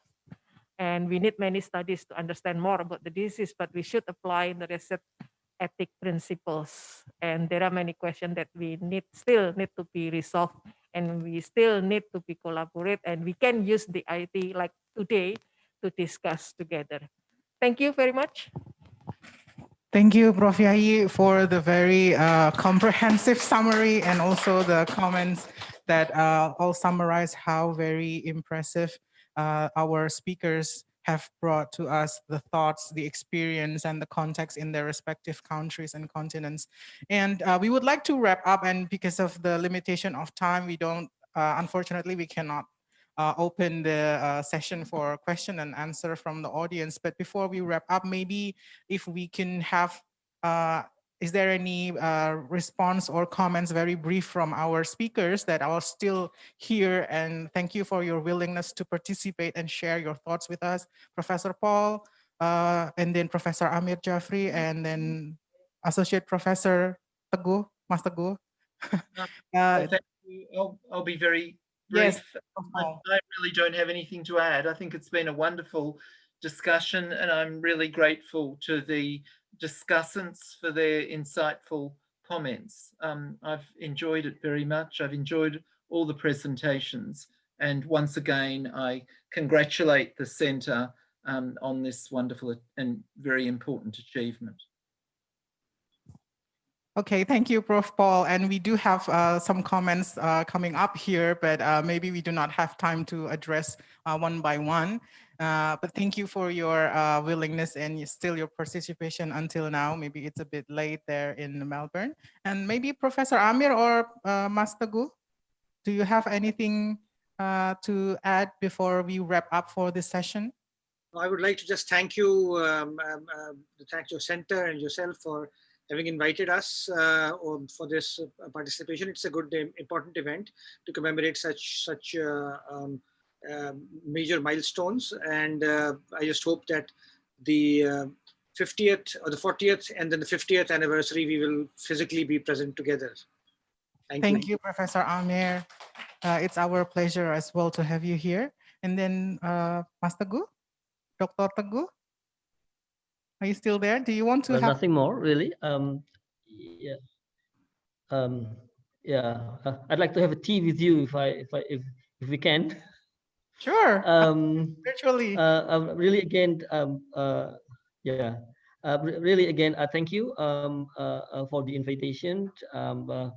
Both honored and also now being sentimental as a part of the center's founding 20 years ago, that I can be here now. Right. That's it. Thank you, and my regards, really, my deep respect and regards to all teachers in Gadjah Mada University in Yogyakarta, Bu Siwi, Bu Yayi, Prof. Sunarto, Prof. Rika there, Prof. Yati, Prof. Hardianto, and all my teachers there. Lovely. Thank you. And soon will be Prof. Teguh, yes. Thank you for all on behalf of the team and the committee. Oh, Mbak Erlin, do you have any additional comments before I wrap up the session and give back to the MC?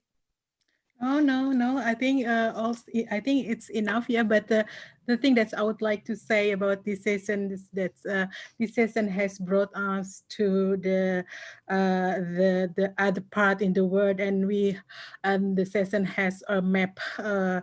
Any ethical issues, and has brought the context in Australia, in America, and in South Asia. So I think it's good, and one thing that's a very important point that has been raised by Professor Paul is that all of these things that's come up from the impact of pandemic is not all bad. So we have to move forward to learn and to do research on bioethics to find these good things. So I think that's all from me. Thank you very much.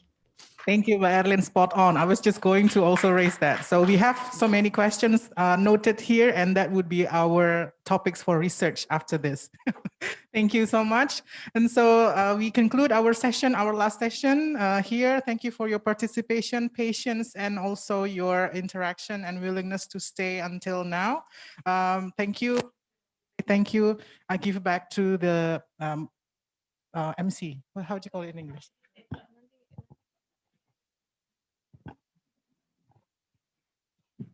Terima kasih, Bu Wika. Thank you so much for the moderators' discussions as well as the speakers. There are too many things going on in my mind to articulate what have been discussed previously properly, but it was thought-provoking, and we hope that these discussions can be followed by real manifestation or action and research. Right. So we have come to the end of the second session, but before we formally close our event for the day, I would like to kindly invite Dr. Yodi Mahendra Datta, MSc PhD, FRS the Vice Dean for Research and Development, Faculty of Medicine, Public Health and Nursing, UGM, to give a short closing statement. Dr. Yodi? Yes, thank you. Can you hear me? Yes, we can hear you just fine. Time is all yours. Okay. Assalamualaikum warahmatullahi wabarakatuh. Very good afternoon, very good evening, everyone.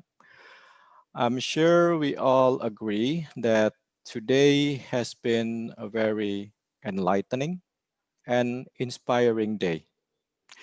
Thanks to all the speakers, panelists, and participants. You all have done an outstanding job sharing with us your knowledge and insights on bioethics, particularly on bioethics response to COVID-19, which is urgently needed. I would also like to express my appreciation and gratitude to the Center for Bioethics and Medical Humanities, CBMH, under the leadership of Prof. Yati and guidance of Prof. Sunarto. CBMH not only has taken the initiative to organize the inspiring discussion we've had today, CBMH has consistently guided us through the complex debates, discourses on bioethics for the past 20 years. It has been a very long journey this past 20 years. So on behalf of the faculty, we're very happy and proud that this journey has taken us to today's introductions of the UNESCO's chair in bioethics of UGM. This is a validation of the relevance and also recognition of the excellence of the works which have been carried out by CBMH. Thus, I would like to congratulate Professor Yati and team for this remarkable milestone, and I'm looking forward to witness more milestones in the coming years as CBMH accelerates the development of bioethics in the Asia-Pacific region. So again, big congratulations. And on that note, I officially close the second series of the 20th anniversary of the Center for Bioethics and Medical Humanities. Thank you very much, everyone. Assalamualaikum warahmatullahi wabarakatuh. Thank you. Waalaikumsalam warahmatullahi wabarakatuh. Thank you so much, Pak Yodi. And with that, ladies and gentlemen, we have formally closed our event for the day, introducing anniversary of Center for Bioethics and Medical Humanities, Faculty of Medicine, Public Health and Nursing, Universitas Gadjah Mada. It's been an honor, it's been a pleasure, and today has been amazing.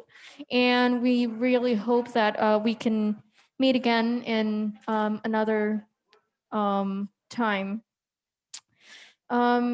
We apologize beforehand for any inconveniences and shortcomings. We will try to come up with other events, other bioethics events that will help us build our network together. I think that's all from me. And on behalf of the committee, I would like to say goodbye to all of you. Hope we're all in good health, and don't forget to keep practicing personal hygiene and physical distancing. Good afternoon. Assalamualaikum warahmatullahi wabarakatuh. Thank you. Thank you very much. Waalaikumsalam.